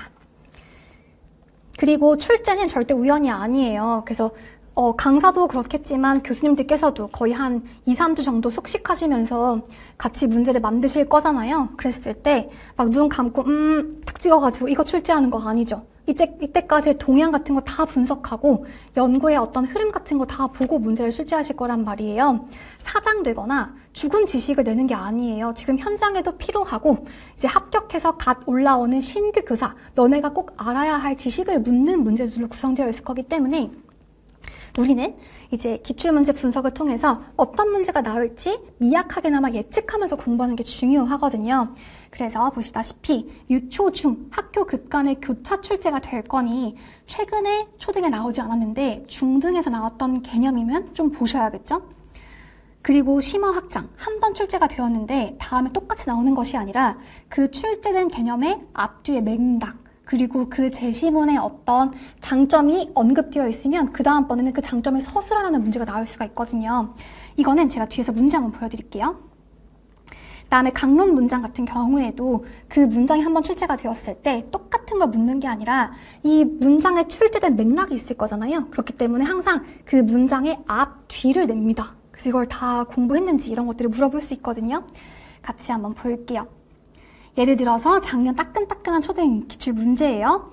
스크립트 문맥 아직 모르셔도 괜찮아요. 그냥 문제의 구성을 보여드리고 싶었어요. 2014년 중등 기출 문제에서는 스크립트라고 하는 대본을 만들어서 그 대본을 학습하는 거예요. 예를 들어서 대본이라고 했을 때 아이스크림 가게에 가가지고 아이스크림 주세요. 아이스크림 2,500원입니다. 바닐라로 주세요. 감사합니다. 이런 대본 학습했다고 칠게요. 그런데 얘가 이 대본에 익숙해진 다음에 교사가 일부러 어떻게 하냐면 항상 이 아이는 딸기 아이스크림을 좋아하기 때문에 바닐라를 좋아하기 때문에 교사가 항상 바닐라를 줬어요. 그런데 갑자기 이 대본을 위반하는 거예요. 학생이 좋아하는 바닐라가 아닌 딸기 아이스크림을 주면은 학생은 대본에 없는 말을 하게 된다는 거죠. 그래서 이거 왜 그렇게 할까? 라고 하는 걸 묻는 게 바로 중등이었어요. 이때의 키워드는, 중등에서의 문제의 키워드는 자발적인 언어를 유도하기 위함이다 라고 하는 키워드를 갖고 있었거든요. 작년에 근데 초등 기출 문제에서는 봐봐요. 해당하는 스크립트를 순서대로 배우고 있다가 갑자기 의도적으로 스크립트를 바꾸면서 스스로 언어를 사용하도록 유도하겠다. 즉 자발적 언어를 하도록 하겠다. 라고 했을 때 이렇게 하기 위해서 교사가 확인해야 될 상황은 바로 뭐였을까요, 쌤? 이 문장에서는 익숙해지면이라는 거예요. 이런 식으로 기출문제는 중등에 나왔던 거 초등에 나오거든요. 그런데 초등에 나올 때 똑같은 걸 묻는 게 아니라 너가 정확하게 이 강론의 문장에 대해서 이해하고 있는 거 맞아? 라고 하는 것으로 그 맥락을 물어본다는 거예요. 그래서 중등에서는 키워드가 자발적 언어를 유도하기 위함, 반면에 초등에서는 자발적 언어를 유도하기 위해서는 사전에 이미 그 스크립트에 충분히 익숙해져 있어야 되는구나 라고 하는 걸 알고 있는지를 묻고 있었던 거죠. 그렇게 보시면 좋을 것 같고, 그래서 기출문제는 돌고 돌아요. 그래서 우리는 기출문제를 푸는 게 아니라 분석하는 게 중요하다라고 하는 거 이제 조금 이해가 되실 것 같습니다. 그 다음에 마찬가지, 여기 기출문제 빈출된 거 보이시죠? 초등, 유아, 중등 넘나들면서 엄청 자주 물어보는 포인트예요. 우리가 의사소통, 커뮤니케이션이라고 하면 이 커뮤니케이션이라고 하는 거 안에는 제가 지금 하고 있는 거 뭐예요? 몸짓이라고 하는 비구어적인, 비언어적인 요소도 있겠고, 또는 제가 지금 말하면서도 억양, 강세, 장단, 고저 이렇게 말의 수반에서 전달되는 이런 준언어, 반쪽짜리 언어라고 해서 반언어라고 불리기도 해요. 그리고 당연히 구어적인, 언어적인 요소도 있죠. 이런 것들이 통합되어야 의사소통을 원활하게 할 수 있어요. 그래서 제일 먼저 초등에서 이렇게 물어봤었거든요. 반언어, 비언어적인 요소를 함께 사용하는 이유가 뭔데? 성공적인 의사소통을 하기 위한 거거든요. 그랬을 때 초등에선 처음 나왔었으니까 좀 쉽게 반언어 한번 찾아봐 라고 했을 때 반언어가 뭐였죠? 반언어적 요소는 이제 그 언어의 수반돼서 전달되는 억양, 강세, 리듬 같은 것들이었잖아요. 준언어, 즉 반쪽짜리 언어예요. 그래서 힘없는 음성, 낮은 어조 이런 것들이 바로 반언어거든요. 반면에 눈으로 웃는다라고 하는 건 이거는 몸짓이죠. 표정, 비언어예요. 이런 것들을 찾는 거가 초등 기출 문제였고요. 중등에서는 그 다음에 어떻게 물어봤냐면 너 준언어 공부했어? 준언어의 예시 한 가지만 써봐 이렇게 물어봤죠. 사실 반언어랑 준언어랑 같은 말이에요. 그런데 일부러 다른 용어를 써가지고 두 개 동의어인 거 알고 있지? 라고 하는 것도 한번 확인했던 것 같습니다.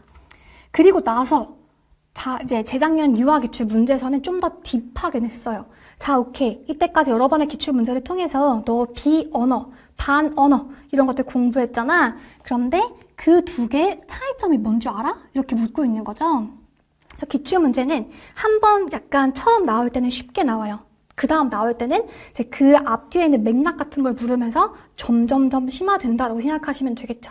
항상 우리의 공부의 기준은 기출 나왔으면 그 기출 나온 것까지는 다 알아야 돼요. 그다음에 플러스 알파로 그 기출을 어떻게 좀 더 딥하게 볼 것인지는 이제 선생님께서 스스로 결정하셔야 된다는 부분인 거죠. 그렇게 봐주시면 되겠습니다. 여기까지 저희가 한번 기출이라고 하는 걸 공부한다고 했을 때 많은 선생님들께서 기출을 무작정 많이 봐야 돼. 또는 기출에 있는 답을 그대로 외워야 돼. 이런 오해를 하시면 절대 안 된다는 거예요. 기출문제를 어떻게 효율적으로 봐야 될지 정확한 방향과 기준을 갖고 공부해야 되겠다라고 하는 것으로 생각해 주시면 좋을 것 같습니다. 여기까지 하고 잠깐만 쉬었다가 이어가도록 할게요. 네, 그럼 지금부터는 스페드 커리큘럼에 대해서 안내해 드릴게요. 1년이라고 하는 어떻게 보면 짧기도 짧고 길기도 긴 수험생활 동안에 2회에서부터 실전까지 단계별로 완성할 수 있는 로드맵을 제시해 드리도록 하겠습니다. 보시면은 보통 모든 강사의 커리큘럼이 거의 비슷할 거예요. 저도 어떻게 하면 조금 더 좋은 방법이 없을까 고민해 봤지만 올해도 역시나 이렇게 계획할 수밖에 없더라고요. 일단 항상 제 첫 단추가 가장 중요하다는 생각이 들거든요. 아마 모든 강사들이 가장 신경 쓰고 힘을 쏟는 강의가 바로 기본 이론 강의일 거예요. 왜냐하면 이 기본 이론 강의는 초수 선생님들을 이해시키기 위해서 정말 쉬운 말로 그리고 약간 정말 구조화된 틀로 잘 풀어내야 되거든요. 그래서 가장 강사들의 고민이 많은 강의가 저는 기본 이론 강의라고 생각해요. 보통 하반기쯤 가면은 그래도 조금 선생님들께서 배경 지식이 있다라고 가정을 하고 말할 수가 있거든요. 그런데 기본 이론반은 정말 선생님께서 배경 지식이 1도 없다라고 생각하고 개념을 하나하나 풀어서 찬찬히 잘 묶어주는 게 필요한데 그러한 과정이 좀 진짜 제일 어렵다고 생각이 들어요. 아무튼 첫 단추가 바로 1~3월 기본 이론반이고요. 기본 이론반의 가장 중요한 핵심 목표는 기초 개념, 필수 개념을 잘 습득하는 거예요. 그리고 구조와 틀이라고 부르는 바로 우리가 양이 많은 공부를 할 때 무엇보다 중요한 건 바로 이거를 칸칸이 잘 정리해 두는 거거든요. 만약에 정말 막 물건들이 많다라고 하면 그 물건이 어디에 있는지 찾기가 너무 어렵죠. 그래서 우리 특학 공부도 진짜 양이 너무 많단 말이에요. 영역으로 따지자면 13개 영역이에요. 근데 그 13개 영역들마다 강론책이 막 3개만 있다고 쳐도 40권이 훌쩍 넘잖아요. 그렇기 때문에 우리는 진짜 양이 많은 공부를 하는데 그 지식이 어디 있는지 빠르게 찾기 위해서는 잘 정리된 서랍 속에 차곡차곡 넣어야 된다는 의미예요. 그래서 이렇게 잘 정리된 서랍에 넣기 위한 것이 바로 구조와 틀이라고 생각하시면 좋을 것 같고 기본 이론 반에서는 이 구조와 틀을 체계화시키는 단계이라고 생각하시면 좋을 것 같습니다. 그 다음이 바로 이제 4~6월 이어지는 기출 심화반인데요.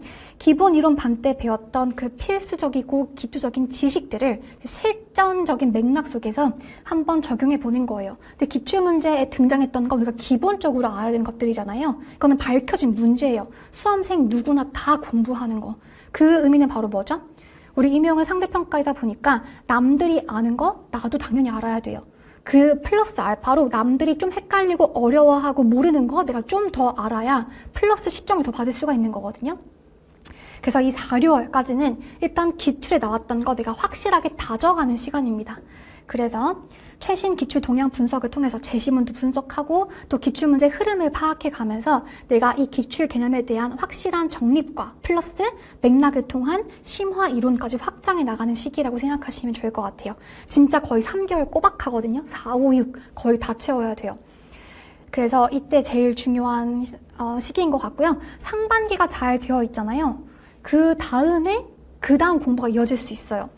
그래서 선생님들께서 1년에 대략적인 커리를 짜시지만 이거를 막 로봇처럼 지키실 필요는 없고요. 만약에 내가 4, 6월 달에 중간에 이제 초수 선생님들 같은 경우에 교생 실습에 다녀오실 수도 있겠고 또는 부득이한 상황으로 인해서 내가 갑자기 일을 해야 될 수도 있고 또는 좀 쉴 수도 있잖아요. 그럴 때는 융통성 있게 내가 문풀보다는 지금 기출문제 한 번도 못 봤다. 집중해야 될 것 같은데 라고 하면 이렇게 가셔야죠.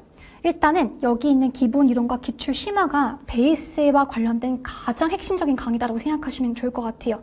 이게 되어 있어야 그 다음 공부를 가질 수가 있는 거예요. 그래서 내가 해당하는 강사의 커리를 잘 따르고 싶으시면 사실 차근차근히 강의를 빠지지 않고 밀리지 않고 들어주시는 것이 가장 좋습니다. 왜냐하면 문제풀이 반도 선생님들 당연히 선생님들의 능력을 향상시키기 위한 어떤 장치인 거잖아요. 그래서 당연히 이거를 뛰어넘는 것보다는 하는 게 좋죠. 아까 말씀드렸던 것처럼 이렇게 베이스가 쌓여 있으면 문제풀이 반부터는 적용하는 걸 연습한다고 말씀드렸잖아요. 머릿속에서 아는 거. 근데 그 채점자가 내 머리를 갈라서 볼 수는 없으니까 내가 이거를 답안으로 써줘야 된단 말이죠. 근데 아시다시피 아는 것과 이거를 표출하는 건 또 다른 약간 지식 요구가 돼요. 그래서 우리는 이제 7, 8월부터는 답안을 작성하는 걸 연습해야 됩니다. 근데 이거는 아까 말씀드렸던 것처럼 머리에 든 게 있어야 쓸 수가 있는 거니까 이 상반기의 공부가 정말 잘 채워져 있으셔야 되거든요. 그래서 계속 강조드리지만 이 상반기의 공부 진짜 이걸 제일 탄탄하게 가장 중요하게 생각해 주세요. 근데 7, 8월 달에 좀 다들 여름 이 시기잖아요. 다들 지치고 힘든 과정에서 이걸 놓치지 않고 잘 따라와 주시면 자연스럽게 모의고사로 이어져서 좋은 점수를 받으시는 것 같아요.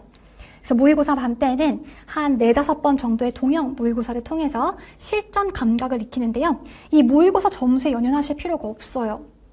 막 내 친구는 평균보다 훨씬 높은 점수를 받는데 나는 자꾸만 평균보다 낮아. 이런 것들에 대해서 자존감 떨어지고 의기소침해지고 하실 필요가 없는 게 거기서 차라리 틀린 게 낫죠. 지금 틀린 문제는 오히려 기억에 정말 잘 남아서 다시는 실수하지 않을 수 있어요. 그렇기 때문에 모의고사 때 많이 틀리는 거가 실전에서 진짜 나의 실수를 줄여줄 수가 있거든요. 그래서 모의고사 때 틀리면 땡큐예요, 쌤. 반면에 모의고사 때 사실 확실하게 모르는데 찍어서 맞췄다. 그러면 이거 내 머릿속에 크게 남지 않을 수 있거든요. 그러면 똑같은 문제가 나왔을 때 실수할 수 있는 가능성이 높아져요.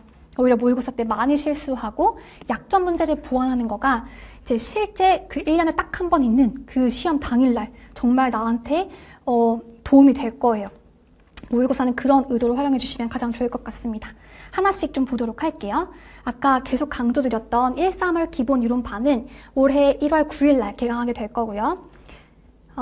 가장 중요한 건 이 강의의 목적은 진짜 이해 중심이에요. 모든 강사들이 1-3월 강의를 저는 많이 어려워한다고 생각하는데 보통 하반기쯤 되면은 선생님들의 배경 지식이 빵빵하기 때문에 제가 어떤 용어를 말하잖아요. 다 알아들어요. 하지만 기본 이론반은 그렇지 않죠. 그래서 강사 입장에서도 이 개념을 어떻게 하면 쉽고 설득력 있고 효율적으로 전달할 수 있을까를 가장 많이 고민하는 강의거든요.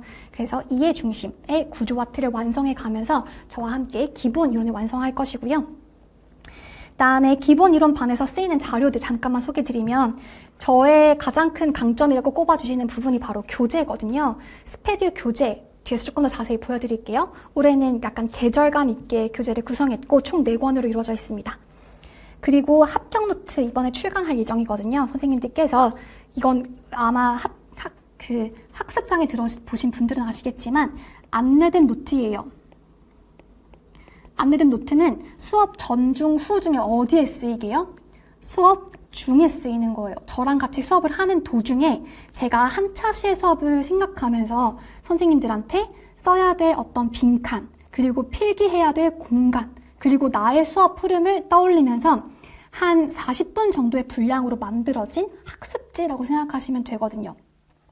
저도 말하다 보면은 막 길어질 때도 있고 막 부연 설명할 때도 있는데 이러한 가이디드 노트, 안내된 노트가 있으면 제가 전달해야 될 바를 효율적으로 할 수 있고 선생님들께서도 제가 의미 없이 비워놓은 게 아니에요. 진짜 중요한 키워드들을 빈칸으로 만들어 둔 거거든요.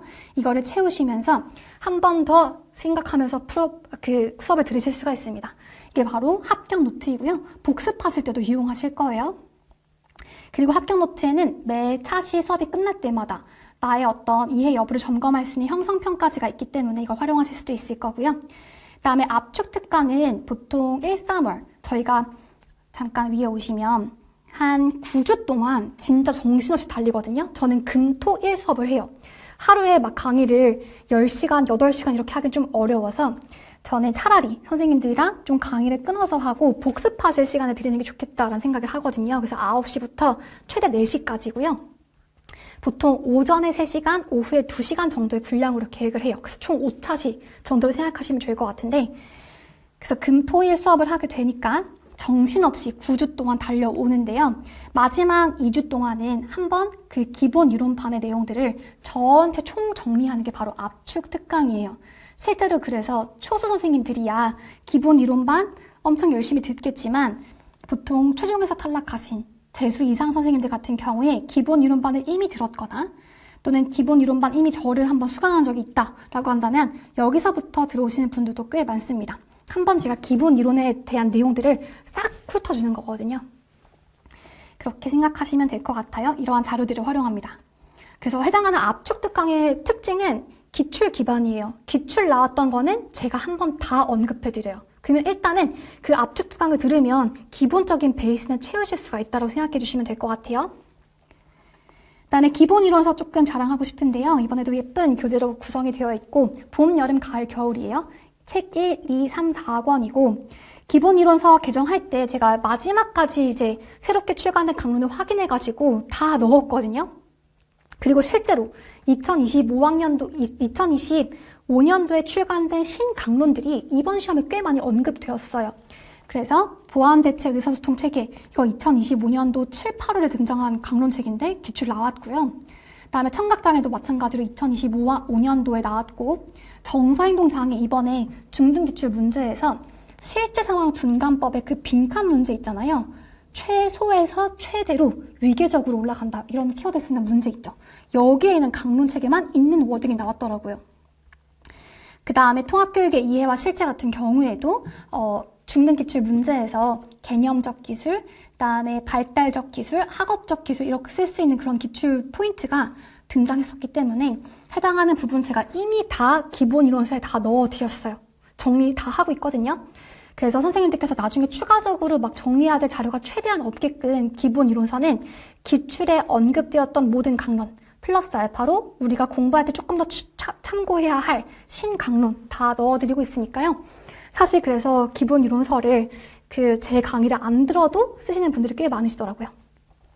잠깐 샘플 페이지 한번 보여드리면 일단 저희가 엄청 방대한 지식을 공부하다 보니까 무엇보다 중요한 건 구조와 틀이에요. 머릿속에 차곡차곡 지식을 정리할 수 있는 이러한 틀을 잘 갖춰 두셔야 되고요. 그다음에 제 교재의 특징은 정리를 할 때 무조건 기출된 부분 해당하는 워딩을 넣어드리잖아요. 그래서 해당하는 부분에 몇 번 기출 문제가 나왔고 어떻게 기출 문제가 확장되고 있는지를 한눈에 보실 수가 있습니다. 마찬가지 여기서도 헐리데이가 말했었던 언어 이전기의 기초적인 기능에 대해서 작년 유특 기출 문제가 등장했죠. 그 다음에 이렇게 표시되어 있으면 기출 문제가 너무 많아서 이거를 다 나열할 수 없을 때 이렇게 표시가 되어 있거든요. 기출 문제 진짜 많죠. 이 부분은 그럼 어떤 의미겠어요? 나 반드시 알고 가야겠네? 라고 하는 의미로 생각하시면 되겠죠. 남들도 다 알 거니까 나도 절대 틀리면 안 되겠다. 기출문제가 이렇게 많이 나왔는데 라고 생각하시면 돼요. 그래서 기본 이론서가 굉장히 직관적으로 공부해야 할 부분, 그 다음에 한번 읽어봐야 될 부분 이런 것들이 직관적으로 보일 수 있는 교재이다 보니까 잘만 활용하시면 정말 효율적으로 공부하실 수가 있습니다. 그리고 그걸 믿으셔도 돼요. 일단 제가 기출문제 빠짐없이 다 분류했기 때문에 이 기본 이론서에는 일단 기출문제를 풀 때 필요한 이론적인 내용은 다 들어가 있다고 생각하시면 될 것 같아요. 그리고 최대한 신강론 다 반영해 두었으니까 여기 나왔던 강론책 다 제가 정리했거든요. 들어가 있으니 나중에 따로 뭐 추가한다거나 정리할 내용을 최소화했다라고 보시면 좋을 것 같습니다. 근데 만약에 2026년 이 교재가 다 출간된 이후에 3월 이후에 나오는 강론서들은 제가 이제 또 따로 약간 정리해서 알려드려야겠죠. 근데 그 전까지는 제가 일단 교재를 개정하고 있는 이 시점까지 계속 확인해서 새롭게 추가된 강론책은 다 넣어드리고 있으니까요. 그 부분 참고해 주시면 좋을 것 같습니다. 넘어가도록 할게요. 그 다음에 기출 분석반이에요. 아직까지 상반기이고요. 기출 분석반에서는 기출 문제를 분석할 거잖아요. 이제 기출 문제를 푸는 게 아니라 분석하는 거라고 저는 불러요. 그래서 저의 교재를 잠깐 한번 보여드릴게요. 스페드 기출 분석집이고요. 저는 문제집이라고 부르지 않아요. 그래서 저의 기출 분석집에서는 답이 이미 적혀 있거든요. 처음 이렇게 구성했을 때 많은 수험생 선생님들께서 나 이거 답 보고 풀게 되는데 답 좀 다른 데로 옮겨주시면 안 돼요? 이렇게 말씀하셨었어요. 그런데 바꾸지 않았죠. 왜냐하면 저의 이 기출 분석집의 의도는 답을 맞히고 틀리고가 중요한 게 아니었기 때문이에요. 그래서 이 문제의 유형을 분석하고 이 답을 도출하기 위한 제시문을 분석하고 이 제시문을 분석할 때 필요로 하는 이런 구조와 틀과 그다음에 내용을 확인하는 게 목적이었기 때문에 이 한 페이지를 통해서 선생님들한테 기출문제를 잘 분석하는 방법을 보여드리고 싶었던 거예요. 실제로 저도 수험생 때 그런 방식으로 공부했을 때 가장 효율적이었던 것 같거든요. 그래서 만약에 혼자 독학하실 때도 이런 저의 어떤 문제 분석 포인트를 가지고도 독학하시는 분들도 꽤 많으시더라고요. 그래서 이렇게 문제가 있고 해당하는 부분을 분석할 때 필요한 포인트, 그 다음에 이 문제가 출제된 구조화의 맥락, 그 다음에 이 문제를 풀 때 필요한 핵심 개념 간단하게. 왜냐하면 이미 저의 기본 이론서에 충분한 이론들이 담겨 있기 때문에 기출 분석집에 그 이론을 넣으면 책값만 비싸지더라고요. 그래서 그 기출 분석집에는 이론은 정말 필요한 최소한으로 발췌해서 요약되어 있습니다.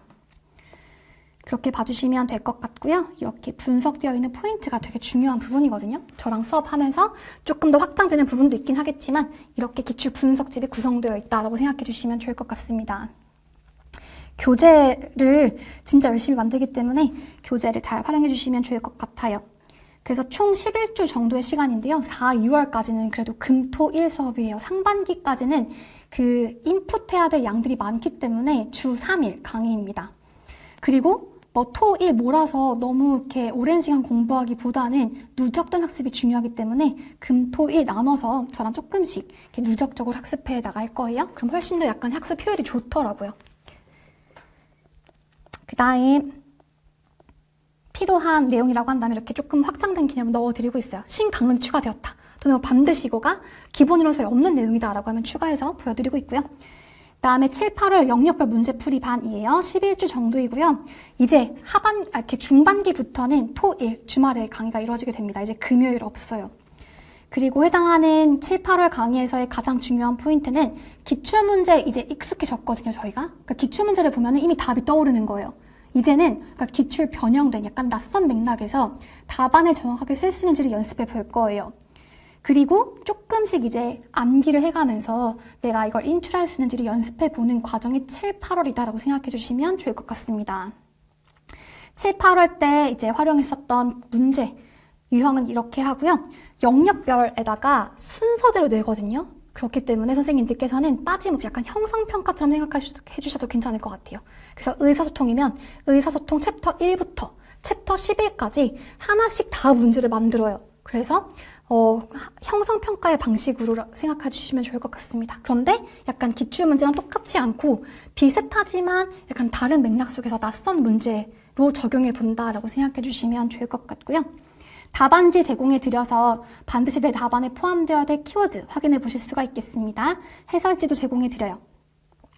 그 다음 이제 연도별 기출 분석반인데요. 마찬가지 이제는 영역별 의사소통 장애면 의사소통 장애, 자폐면 자폐, 지적이면 지적 이렇게 모아서 보는 게 아니라 이제는 영역이 다 뒤섞여 있는 연도별로 본다는 거예요. 2026년 이렇게 되어 있으면 2026년도 초등 A다 라고 하면 여기 안에는 의통도 있고 청각도 있고 시각도 있고 행지도 있을 수 있거든요. 행동 지원. 그래서 이러한 것들을 한꺼번에 보려고 하는 거죠.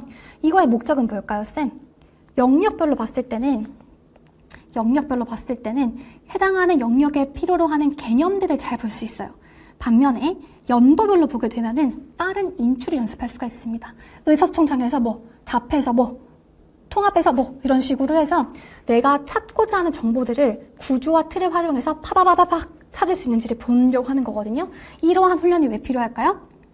우리 시험은 시간이 제한되어 있기 때문이에요. 초등은 70분, 중등은 90분이라고 하는 시간 제한이 있기 때문에 무작정 시간을 주지 않는단 말이에요. 그러니까 내 기억 속에 저장된 지식을 빠르고 정확하게 찾아내는 게 필요하기 때문에 연도별 기출 분석을 연습하셔야 됩니다. 7월 달에 개강해서 좀 늦게 끝나는데 왜 4주라고 되어 있냐면 마찬가지 이것도 선생님들한테 충분한 복습 시간을 좀 드리고 싶었어요. 그래서 한 번에 많은 양을 하지 않고요. 7월 8일 날 2023년도 중등, 그다음에 그 다음 주에 2023년도 유초등 이런 식으로 해서 4개년은 저랑 한 게 이제 현장이면 현장, 뭐 인강이면 인강에서 이번에 촬영하는 걸로 하려고 하고요.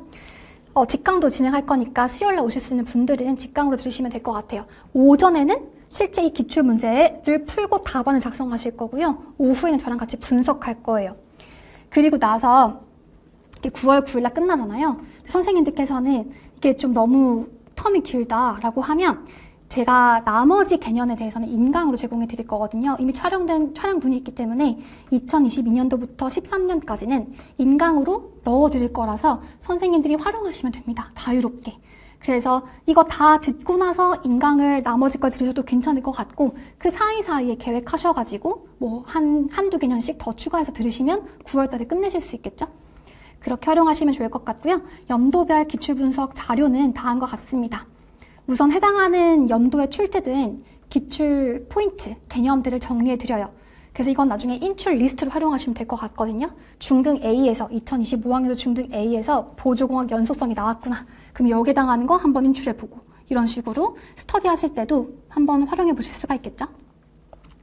그 다음에 저랑 같이 문제를 분석해요. 마찬가지로. 그런데 이번엔 뭐다? 영역별이 아니라 연도별로. 그래서 의통, 통합, 공학, 뭐 행지 엄청 다양한 문제들을 그 제한된 시간 내에서 빠르게 구조화로 인출해 본 연습을 하는 거거든요. 그렇게 봐주시면 좋을 것 같고요. 그다음에 해설지 필요한 내용들에 대해서 같이 또 한번 봅니다. 그래서 이제는 찬찬히 개념별로 보는 게 아니라 전체를 뒤섞어 놓고 이제 효율적이고 빠르게 인출해보고 정리해보는 시간이라고 생각하시면 좋을 것 같아요. 마지막으로 이제 파이널 모고까지 오면은 이제 1년의 이제 성과를 거두는 시기라고 생각하시면 좋을 것 같은데 10월 3일날 개강을 해서 11월 21일날 종강을 하게 될 거예요. 총 시험지는 5개인데요. 마지막 유추차에는 최종 마무리 특강이라고 해서 전체 특수교육학 영역을 저랑 함께 정리하면서 이때 올해 어떤 문제가 나올 수 있을까라고 하는 걸 예측해보는 시간이라고 생각하시면 좋을 것 같습니다. 선생님들도 이때쯤 되면은 이제 기출도 빠삭하게 정리가 되어 있고 이제 한 3개년 정도의 기출 문제가 이미 머릿속에 있기 때문에 올해는 이거 좀 나올 때가 되지 않았나? 이런 것들을 예측하실 수 있어요. 이 정도쯤 되면은. 근데 그 전까지는 예측하는 게 별로 의미가 없고요. 모의고사 시즌 되어서 11월 달쯤 되어서 예측하시는 건 타당합니다. 실제로도.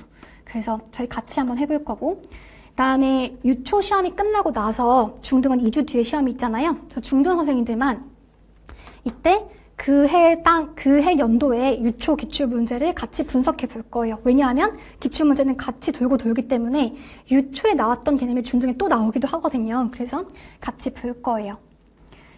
그렇게 보시면 되겠고요. 이건 참고 자료로서 작년에 이제 활용했었던 모의고사 자료입니다. 마찬가지 저 문제 만들 때 눈 감고 찍어가지고 이거 한번 내봐야겠다라고 하지 않거든요. 저도 의통, 정서, 자폐, 지적 이렇게 쫙 만들어 놓고 제가 무엇을 얼마만큼 출제할지를 다 계획해 두고 출제를 합니다. 그래서 1회차, 2회차, 3회차, 4회차, 5회차 별로 그 출제하는 개념이 겹치지 않게 또는 출제를 한다면 2번 겹쳤다. 그거는 진짜 실제로도 출제 빈도가 높았던 영역일 거예요. 이렇게 계획을 해서 문제를 출제해 드리고요. 해설지 그리고 선생님들께서 답안지 쓰실 때 첨삭도 있거든요. 그래서 해당하는 부분이 답안으로 인정될지 또는 키워드가 부족하다면 왜 키워드가 부족한지 이런 것들에 대해서 첨삭 피드백을 받아보실 수가 있을 겁니다. 여기까지 하고 잠깐만 쉬었다가 저 이제 마지막으로 합격자들이 공통적으로 어떻게 공부를 했을까라고 하는 부분을 살펴보도록 할게요. 네, 선생님들 그럼 마지막으로 저희가 합격자 선생님들은 어떻게 공부하셨는지 그 합격 전략은 무엇이었는지 같이 한번 공통점을 살펴보도록 하겠습니다. 우선 아까 앞서 말씀드렸던 것처럼 그 시기별로 어떤 합격 전략이 효과적이었는지 효율적이었는지를 같이 한번 살펴보도록 할게요. 그래서 상반기, 특히 12월 달부터 3월 달까지의 정말 그 전반부의 최상반기 같은 경우에는 다음과 같은 부분이 굉장히 중요합니다. 공부를 처음 시작하시든 또는 다시 시작하신 선생님들이든 전부 다 똑같이 처음에 그 스텝을 잘 결정하는 게 중요해요. 그래서 시험에 대해서 이해하실 때 그냥 막연하게 어떤 강사를 무조건 맹세 따라가시기보다는 합격 수기, 또 다양한 합격 설명회, 다음에 강사들의 커리큘럼 이런 것들을 참고하셔서 내가 1년 동안에 어떠한 공부를 하겠다라고 하는 걸 좀 정확하게 설정해 두시는 것이 필요합니다. 다음에 이제 기본 이론 강의를 1월 달부터 수강하시게 되겠죠. 그래서 저는 1월 달부터 바로 서브나 단권화를 만드는 걸 추천하지 않아요. 아직까지 선생님들께서의 어떤 구조와 틀이 체계적이지 않고 아직까지 뭔가 공부함에 있어가지고 범위가 확실하지 않기 때문에 그냥 이때는 기본 이론 강의를 완강하는 것을 목표로 공부해 주세요. 서브노트 이식에 만드시면은 굉장히 시행착오를 많이 겪으시거든요. 했다가 접고 이러한 시행착오를 겪으시기보다는 차라리 그냥 강의에 진짜 집중하셔가지고 강의 듣고 복습하고 다음에 강의에서 들었던 내용들 잘 정리해두고 이 정도로 하시면 될 것 같습니다. 절대 서브노트나 단권화에 욕심을 좀 내지 마세요. 그래서 영역별로 어떤 내용이 있었는지 큰 틀을 이해해 주시면 가장 좋을 것 같고요. 강의를 밀리지 않는 게 가장 중요해요. 그리고 강의를 듣고 나서 꼭 복습하시는 시간을 개인적으로 갖는 게 필요합니다. 강의를 듣는 건 공부하는 게 아니에요. 강의를 들었을 뿐. 그래서 강의 듣고 나서 반드시 내 거가 되려면 한 강의를 2시간 들었으면 3시간 복습하는 시간이 필요할 거예요. 그래서 저는 이제 이 복습의 분량을 합격 노트로 정리해 드릴 거거든요. 그래서 합격 노트를 가지고 선생님들께서 강의에서 제가 했던 말, 예시 같은 것들을 정리하실 수 있을 거예요. 그 다음에 어쨌든 임용시험은 우리 대학교에 있었던 중간 기말과 다르게 1년이라고 하는 장기 레이스거든요. 그렇기 때문에 1, 3월 달에 엄청 열심히 하다가 4, 2월 달에 퍼지고 7, 8월 달 조금 하다가 또 9월 달에 퍼지고 이렇게 하시면 안 돼요. 절대 성공할 수가 없습니다. 그래서 임용이라고 하는 건 1년 동안의 장기 이 달리기를 꾸준히 하는 게 제일 중요하거든요. 그래서 절대 무리하지 말고 꾸준히 그래서 운동, 여가 정하셔가지고 스트레스를 긍정적으로 해소할 수 있는 본인만의 방법이 필요해요. 그래서 제가 아는 어떤 선생님은 분기별로 여행을 가는 걸 자기 강화를 쓰시기도 하더라고요. 강의가 끝날 때마다 뭔가 한 2, 3일 정도 훌쩍 떠났다 오신다거나 또는 어떤 선생님은 매일매일 운동하는 걸로 스트레스를 푸시기도 하고 다 긍정적이잖아요. 약간 자기 파괴적이지 않은 그런 운동이나 취미생활이라고 한다면 긍정적으로 스트레스를 푸는 방법 너무 중요하다라고 생각해 주세요. 특히 그것이 운동이 되면 가장 좋은 것 같아요. 어쨌든 이제 하반기쯤 가면은 다들 한 번씩 아프거든요. 그런데 체력이 좀 좋아야 그 공부를 끝까지 해낼 수가 있기 때문에 좀 상반기 때는 운동을 싫더라도 좀 병행하시는 거 좋은 것 같아요. 그 다음에 공부 습관 천천히 들여주세요. 메타인지라고 아마 다들 들어보신 적 있으실 거예요. 초인지라고 불리기도 하는데요. 우리가 어떤 지식을 단기에 암기한다. 이거는 작동 기억이에요. 그런데 그 지식을, 내가 습득한 지식을 언제, 어떻게, 어디서 쓸 건지, 또 그 지식을 어떻게 잘 기억할 건지, 이러한 효과적인 학습 전략을 적용하는 건 바로 메타인지거든요. 메타인지 없이 그냥 무작정 달려드는 공부를 하시잖아요. 시간이 오래 걸려요. 진짜 메타인지가 좋은 사람들이 빨리 합격할 수 있는 이유가 뭔지 아세요? 내가 이거 딱 봤을 때 내가 이걸 모르는 거, 내가 이거 부족한 거, 내가 잘하는 거 빨리 판단해서 잘하는 건 조금만 보고 내가 못하는 걸 더 잘 보완해서 완벽을 만들 수가 있기 때문인 거거든요. 그래 메타인지가 좋아야 효과적인 공부를 하실 수가 있습니다. 메타인지는 그런데 선생님들 후천적으로 학습이 가능하대요. 그래서 메타인지를 높일 수 있는 가장 좋은 전략 중에 하나가 뭐 자기 교수 또는 뭐 자기 점검, 자기 평가, 자기 관리하는 기술들을 스스로에게 적용하는 거예요. 그래서 메타인지는 내가 부족하다라고 해서 좌절하실 필요가 없고요. 후천적인 훈련을 통해서 높아질 수가 있는 거니까 저희가 올해 1년 동안 공부를 하실 때 메타인지를 높일 수 있도록 하는 거 스스로에게 해보셔야 됩니다. 그리고 임용이라고 하는 건 진짜 특히 특수는 양이 어마어마하잖아요. 의통, 의사소통, 정서, 자폐, 행동, 수정 엄청 강론책 한 5권을 다 요약해서 봐야 돼요. 엄청 많다 보니까 처음부터 이거를 완벽하게 처음부터 끝까지 다 보겠다라고 하면 제가 봤을 때 한 3년 필요합니다. 그런데 저희는 그렇게 하고 싶지 않잖아요. 그러니까 저희는 눈덩이 전략이 필요해요. 처음에 볼 때는 듬성 이렇게 해서 작은 공을 만드는 거예요. 그런데 이걸 이제 굴려가면서 살을 붙여나가는 게 중요하거든요. 그래서 저희가 한 바퀴, 회독이라고 불릴 텐데 회독을 돌릴 때 1, 3월 달에는 그 이론을 볼 때 3개월이 걸리죠. 그리고 상반기 때 또 4, 2월 달에도 3개월이 걸리죠. 그런데 이제 하반기가 되면 어떻게 될까요? 2개월, 1개월, 일주일 이렇게 가면서 점점 회독의 수가 더 많아지면서 그 복습의 주기가 짧아지면서 더 잘 기억하게 될 거란 말이에요. 그래서 눈덩이라고 생각해 주세요. 한 번만에 큰 눈을 겹치잖아요? 그러면 금방 부서져요. 그런데 우리가 작은 공부부터 시작해서 서서히 굴려가게 되면 이게 단단해진단 말이에요. 그래서 눈덩이라고 생각하시고 처음부터 너무 무리한 욕심이나 계획을 잡지 않으셨으면 좋겠습니다. 그래야 장기로 공부하실 수가 있어요. 그리고 이제 처음에 이제 시험에 대해서 그 방향을 설정하실 때 합격 수기 또는 합격자의 선후배의 말들 한번 들어보시는 거 진짜 도움이 되실 거예요. 무조건 맹신하라는 말이 아니라 어떤 방법이 있었다라고 했을 때 그게 나한테 맞는 방법일까? 라고 하는 걸 고민해 보시는 건 되게 도움이 될 거니까. 합격 수기 저희 카페에도 많아요. 작년에 이제 경기도 초수인데 여기 수석 합격하신 분들도 계시고요. 그리고 굉장히 높은 점수 합격하신 분들 많이 있거든요. 그 선생님들 어떻게 공부했나? 라고 하는 거 한번 참고해 보시면 도움이 되실 거예요. 해당하는 카페에 접근하시는 거 다 열려 있을 거니까 한번 합격 수기 참고하셔가지고 활용해 보시면 좋을 것 같습니다. 그 다음에 4, 6월이에요. 이제 기출 심화반 강의가 들어오는 시기잖아요. 중요한 거 진짜 기출 풀고 틀렸어, 맞았어, 기뻐하고 슬퍼하실 필요 절대 없죠. 기출 제시문을 분석하는 게 기출 분석반에서의 목적이고요. 해당 문제가 어떤 맥락에서 출제되었는지, 어떻게 확장 가능할지 이런 것들을 의식적으로 생각하면서 능동적인 공부를 하는 시기입니다. 그리고 이제 4, 6월부터는 우리가 기본 이론반에서 한 바퀴 돌렸잖아요. 그리고 해당하는 영역에서 이렇게 출제가 되는구나, 이런 것들을 공부하는구나 라고 하는 게 머릿속에 어렴풋하게 구조화가 있으면 그때부터 서브노트나 단권화를 하시면 될 것 같아요. 그래서 자신에게 맞는 방법으로 서브노트를 직접 제작하거나 또는 강사의 기본 이론서에다가 단권화하는 방식으로 하셔도 괜찮을 것 같습니다. 저는 제 생각에는 1년의 합격 당락을 좌지우지하는 요소 중에 하나가 바로 여기거든요. 왜냐하면 우리의 뇌 구조상 자료가 흩어져 있으면 이거를 정리하지 못해요.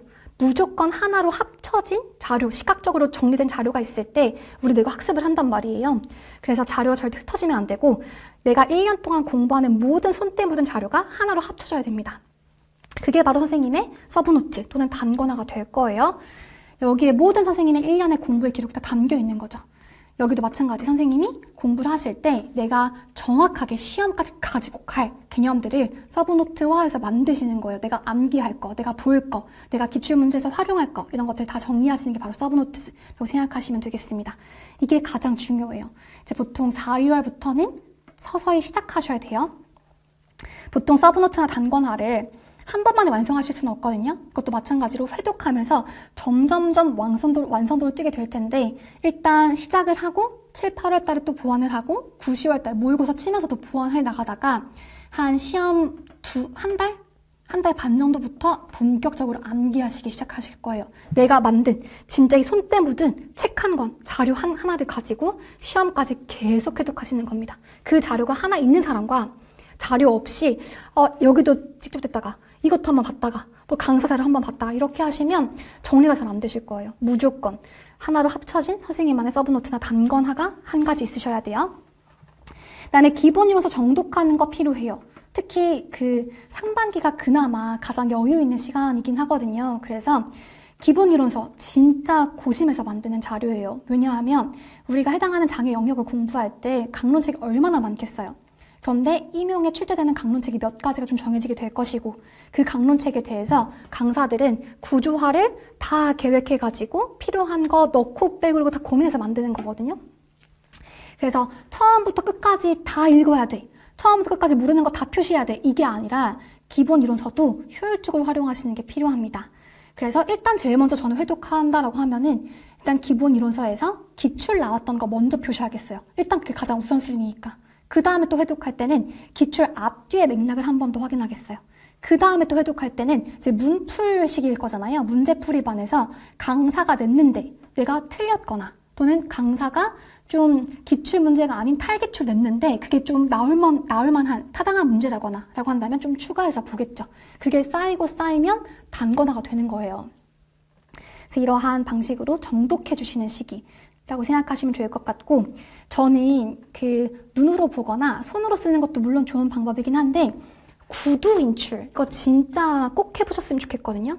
이게 훈련이 이렇게 약간 상반기부터 안 되어 있잖아요. 하반기 때 다들 후회해요. 왜냐하면 제가 이제 구두 인출 훈련이 안 돼 있다 보니까 말로 설명하려면 시간이 꽤 오래 걸리는데 그러다 보니 스터디원이 아무도 받아주지 않아요 라고 말하거든요. 그런데 우리가 진짜 외워야 될 내용이 많아요. 공부해야 될 내용이 많다 보니까 손으로 쓰거나 또는 뭐 타이핑하거나 하는 방식으로 공부하는 것만으로는 좀 부족하단 말이에요. 그리고 말하는 거는 누군가에게 설명할 수 있는 거는 진짜 내가 완벽하게 알아야 쉽고 정확하게 설명할 수가 있거든요. 내가 만약에 이거를 잘 설명하지 못한다. 아직까지 선생님이 이해하지 못하신 거일 수도 있어요. 그래서 구두로 말해보는 거 이거 진짜 좋은 공부 전략인 것 같아요. 그래서 실제로 우리 고등학교 수험생일 때도 인형 같은 거 놓고 어떤 거 설명해 보세요 라고 하는 그런 공부 방법 있잖아요. 그런 것처럼 내가 완벽하게 이해했다면 그 전공 지식의 약간 정말 모르는 부모님이나 인형한테 설명할 수 있으면 선생님은 그걸 진짜 이해하신 걸 거예요. 꼭 한번 이 방법 적용해 보시면 좋을 것 같습니다. 그다음에 7, 8월 시기예요. 7, 8월 시기 같은 경우에는 이제 조금씩 적용하는 연습을 하시는 거잖아요. 기출문제 조금 봤기 때문에 이제 좀 익숙해. 그럼 이제 기출문제 맥락이 아닌 좀 낯선 맥락에서 해당하는 키워드를 찾고 문제를 적용해 보면서 답안을 작성해 보는 시기라고 생각하시면 좋을 것 같고요. 서브노트와 단권화 계속 이제 확립해 나가실 거예요. 절대 한 번만에 되는 거 아니고 눈덩이 전략입니다. 1년 동안의 장기 레이스 동안 완벽해야지라고 생각하시면 힘들어요. 그러지 말고 조금씩 이렇게 살을 붙여나가야지라고 생각하시면 가장 좋을 것 같아요. 답안 작성 연습하시는 거 진짜 필요해요. 내 머릿속에 있는 거를 실제로 이제 문장으로 서술하는 것이 연습이 되어 있어야 실제 시험에서 점수를 받으실 수가 있습니다. 아셨죠? 그 다음에 이제 하반기 모의고사인데요. 모의고사 때 진짜 다들 머릿속은 알고 있지만 마음이 잘 안 받아들여 주시는 것 같아요. 진짜 모의고사 점수 전혀 상관이 없거든요. 그래서 이제 모의고사 시즌에서는 가장 중요한 게 더 이상 새로운 지식을 확장하는 게 아니라 내가 알고 있는 지식을 정확하게 쓸 수 있느냐가 가장 중요한 것 같아요. 다시 한번 초심으로 돌아가서 기출에 나왔던 걸 한 번 더 점검하고 기출에 언급되었는데 틀렸다? 그건 진짜 반성하고 다시 한번 더 봐야 되겠죠. 그리고 이게 가장 중요해요. 실수 유형 및 5개념을 수정하는 거. 이게 바로 이제 실제 시험에서 1점이라도 더 올릴 수 있는 방법인 거예요. 오히려 모의고사 때 틀리는 거가 훨씬 낫다라고 생각을 꼭 해주셨으면 좋겠습니다. 그래서 점수, 막 모고 1회차부터 5회차까지 점수가 들쭉날쭉한 것보다 오히려 꾸준한 점수를 받는 거가 제일 좋아요. 그리고 거기서 내가 틀린 거를 확실하게 다져나가는 거가 가장 필요한 공부라고 생각하시면 좋을 것 같아요. 모의고사 잘 쳤다, 못 쳤다 이거 진짜 하나도 중요하지 않아요. 그리고 모의고사의 가장 큰 어떤 효능이라고 한다면 실전처럼 연습한다는 거잖아요. 그래서 전 초수 때 이거 연습 안 하고 갔다가 실제 시험에서 답안지 밀렸어가지고 30분 만에 진짜 손에 땀 흘리면서 답안지 썼던 기억이 있거든요. 이제 모의고사를 통해서 초수 선생님들은 실제 시간 배분하는 거 연습해 보셔야 돼요. 그래서 보통 초등은 70분, 중등은 90분의 시험이 있을 텐데 예를 들어서 90분이다 라고 한다면 문제를 한 40분 만에 풀고 그 다음에 답을 옮길 수 있는 걸 한 20분 동안 하고 나머지 시간 동안은 채우지 못한 내가 약간 빈칸으로 남겨뒀었던 답안을 채우는 시간, 나머지 또 시간은 답안을 검토하는 시간 이런 식으로 해서 나한테 가장 잘 맞는 그런 루틴을 찾아서 연습해보는 게 필요하죠. 시험에 루틴을 만드셔야 됩니다. 그리고 자기 성찰 이 시간인 거죠. 그래서 내가 약한 거, 나의 약점 영역 이런 것들을 찾아서 보완하는 시간이 가장 필요로 한 것 같습니다. 넘어가도록 할게요. 그리고 이제 학습장에서 우리가 배우는 다양한 효과적인 기억 전략들, 학습 전략들이 있거든요. 이거를 학습장 학생한테만 쓰는 게 아니라 선생님 본인한테도 써보시면 가장 좋을 것 같아요. 두 문자, 어구 만들기, 핵심어 전략, 인지 전략 등 저는 가장 좋아했었던 게 기억할 때 저는 약간 두 문자 많이 활용하거든요. 제가 외웠던 두 문자도 많이 알려드려요. 그랬을 때 교교 급등신이 바로 뭐냐면 특수교사는 많이 협력을 해야 되잖아요. 특히 이제 실무사 등의 그런 지원 인력과 협력이 필요한데 실무사는 이제 특수교사의 지시에 따라서 이런 교수 학습활동 지원, 교내외 활동 지원, 급식, 등하교, 신변 처리를 지원하는 사람이야 라고 외워주시는 거거든요. 5가지 실제로 교직 논술이나 많이 물어보는 내용이어서 교교 급등신 절대 안 까먹으실걸요. 이게 바로 두 문자 전략이에요. 앞글자를 따서 의미 있는 정보들을 외우는 전략. 그리고 그 ADHD 같은 경우에 뭐 그런 주의력 결핍 과잉행동 장애 같은 경우에 특징들이 있을 텐데 그 중에서도 충동적인 행동의 예시들이 필요하잖아요.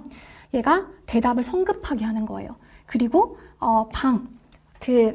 끊임없이 방해합니다. 다른 사람의 활동을. 그다음에 차례를 기다리지 못하고 자꾸만 이런 해롭게 활동한다는 거예요. 그래서 되게 방해하네? 이런 식으로 외워주시는 전략이거든요. 이건 어구 만들기라고 생각하시면 좋을 것 같습니다. 그 다음에 우리 이론서들은 거의 다 줄글로 되어 있잖아요. 근데 줄글은 절대 기억에 오래 남지 못해요. 그래서 우리는 시각적으로 그런 줄글로 된 내용들을 그래픽 조직자로 딱 만들어서 외우시면 훨씬 더 기억에 오래 가실 거거든요. 시각적 전략 많이 쓰시면 좋을 것 같아요. 표로 정리하신다거나 또는 뭐 그래픽 조직자로 만드신다거나 이것도 필요하죠. 그리고 학습할 때 우리 영어 단어 외울 때 기억나세요? 뭐 데이 1, 데이 2, 데이 3 이렇게 있으면 데이 1 거 10개 외웠어요? 그다음에 데이 2 갈 때 데이 2 것만 바로 외우는 게 아니라 데이 1 거 10분 복습하고 데이 2로 넘어가는 거예요. 또 데이 3 할 때 어떻게 해요? 데이 3 것만 바로 보는 게 아니라 데이 1, 데이 2 누적적으로 복습하게 되면 어떤 효과가 있다? 바로 유지요. 시간에 따른 일반화의 전략이라고 생각하시면 좋을 것 같아요. 실제로 증거 기반의 실제죠. 이렇게 누적적인 복습은 장기 기억에 굉장히 효과적입니다. 기억이 오래 간다는 거예요. 그래서 이렇게 생각하시면 좋을 것 같고, 실제로 이거 교수학습에도 적용되잖아요. 우리 항상 도입 단계일 때 뭐 하죠? 전시학습 상기라고 하는 거 들어보신 적 있으시죠? 본 수업에 들어가기 전에 우리 지난 시간에 뭐 배웠죠? 이렇게 하는 거가 바로 누적 학습이에요. 그러면 이렇게 학습이 쌓여서 좀 더 오랫동안 학습 내용을 기억할 수 있겠다라고 하는 게 정말 전통적으로 입증되어 온 누적 학습의 효과거든요. 이것도 선생님들께서 본인 공부에 써보시면 좋을 것 같습니다. 그리고 효과적인 복습 시기는 강의의 직후 바로 보는 거예요. 그 망각 곡선 한번 보신 적도 있으실 거예요. 그래서 공부를 한 다음에 복습 시기가 길어지면 길어질수록 빨리 까먹거든요. 그래서 학습 직후에 바로 복습하시는 거 추천드립니다. 강의를 듣는 건 절대 공부하는 게 아니죠. 강의를 듣고 복습을 하는 이 복습이 바로 선생님의 공부라는 거예요. 그리고 특히 이 복습은 바로 직후에 공부하는 게 가장 효과적이다라고 생각해 주시면 좋겠습니다. 그리고 이제 1년 동안의 수험생 생활을 할 때 저는 제일 좋은 게 바로 일과 만들기인 것 같아요. 그냥 오늘 하루 뭘 하지? 내가 또 너무 오늘 공부하기 싫은데? 이런 고민이 들지 않게끔 그냥 아예 루틴으로 박아놓는 거죠. 오전에 그냥 아무 생각 없이 내 몸이 도서관에 가 있는 거예요. 그리고 도서관에 가면 항상 루틴화 되어 있는 장트법 보고 그다음에 뭐 스터디 전화 한번 하고 그다음에 교육학 한번 듣고 뭐 이런 식으로 내 몸이 알아서 그 시간에 맞춰서 행동할 수 있게끔 정해두는 게 필요해요. 그렇지 않으면 사람은 누구나 자신과 타협하기가 굉장히 쉽거든요. 그런 것들 좀 방지하기 위해서라도 그 일주일 동안의 일과를 1년 동안 꾸준히 한번 박아보세요. 그러면 선생님들도 그냥 자기와의 싸우는 시간 좀 줄일 수가 있습니다. 그냥 고민 없이 항상 월화수목금 오전에는 도서관에 가서 이 공부를 한다. 그리고 밥 먹고 오면 1시부터 뭐 4시까지는 항상 강의를 듣는다. 뭐 이런 식으로 이런 루틴을 만들면 가장 좋으실 거예요. 그리고 숨쉴 구멍 아까 말씀드렸던 것처럼 운동과 여가 시간 꼭 확보하시면 좋을 것 같고요. 그래야 뇌도 좀 나 충분히 행복하게 공부하고 있어. 나 충분히 휴식하면서 공부하고 있어 라고 생각할 거예요. 그래야 번아웃도 빨리 오지 않습니다. 그리고 아까 말씀드렸던 것처럼 질적 시간이 우선이에요. 질적 시간이 확보되고 난 후에 이제 양적 시간으로 싸움을 하시는 거예요. 그렇다고 해서 양적 시간이 무조건 나쁘다라는 건 아니죠. 엉덩이에 오래 붙이고 있는 사람이 미련하다라고 하는 건 절대 아니에요. 질적인 시간을 채웠다면 상대평가이니까 당연히 양적 시간도 중요하겠죠. 보통 9월 달부터는 11월 달 시험이 있으니까 약 한 100일 정도가 남잖아요. 이때부터는 다들 한 10시간은 다 공부합니다. 그 좁은 임용의 그 시험을 뚫기 위해서 기본적으로 다 10시간 다 하거든요. 근데 그 전에 질적 시간으로 내가 지식이 충분히 쌓여 있어야 이때 10시간, 12시간 하는 게 의미가 있을 거예요. 그래서 혹시나 그 질적 시간에 대해서 잘 판단하지 못하겠다라고 한다면 스톱워치로 진짜 집중하는 시간만 한번 재봐요. 잠깐 딴 생각을 하거나 화장실 가거나 졸리거나 하는 시간 다 빼고 한번 진짜로 내가 공부에 몰입하는 시간이 평소에 5시간 이상이다? 라고 하면 공부를 잘하고 계신 겁니다. 그리고 최대한 이제 유튜브나 또는 영상 같은 거, 쇼츠 같은 거 있잖아요. 그런 것들 너무 많이 보면은 뇌가 약간 굳는다고 해요.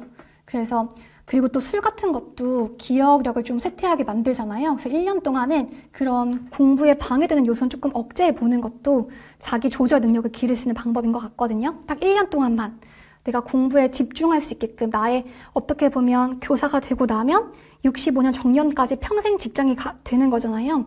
그런 정말 귀중한 어떤 가치를 얻기 위해서 1년 동안은 좀 하고 싶은 거, 먹고 싶은 거, 놀고 싶은 거 좀 참아보자 라고 하는 마음으로 공부에 방해가 되는 요소를 한번 억제해 보시면 좋을 것 같아요.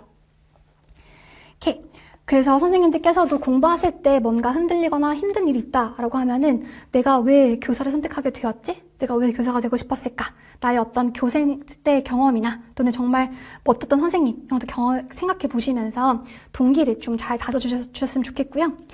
그리고 올 한 해 정말 흔들리지 않고 차근차근 나아갈 선생님의 도전을 진심으로 함께 응원해 드리도록 하겠습니다. 여기까지 김은진 강사였습니다.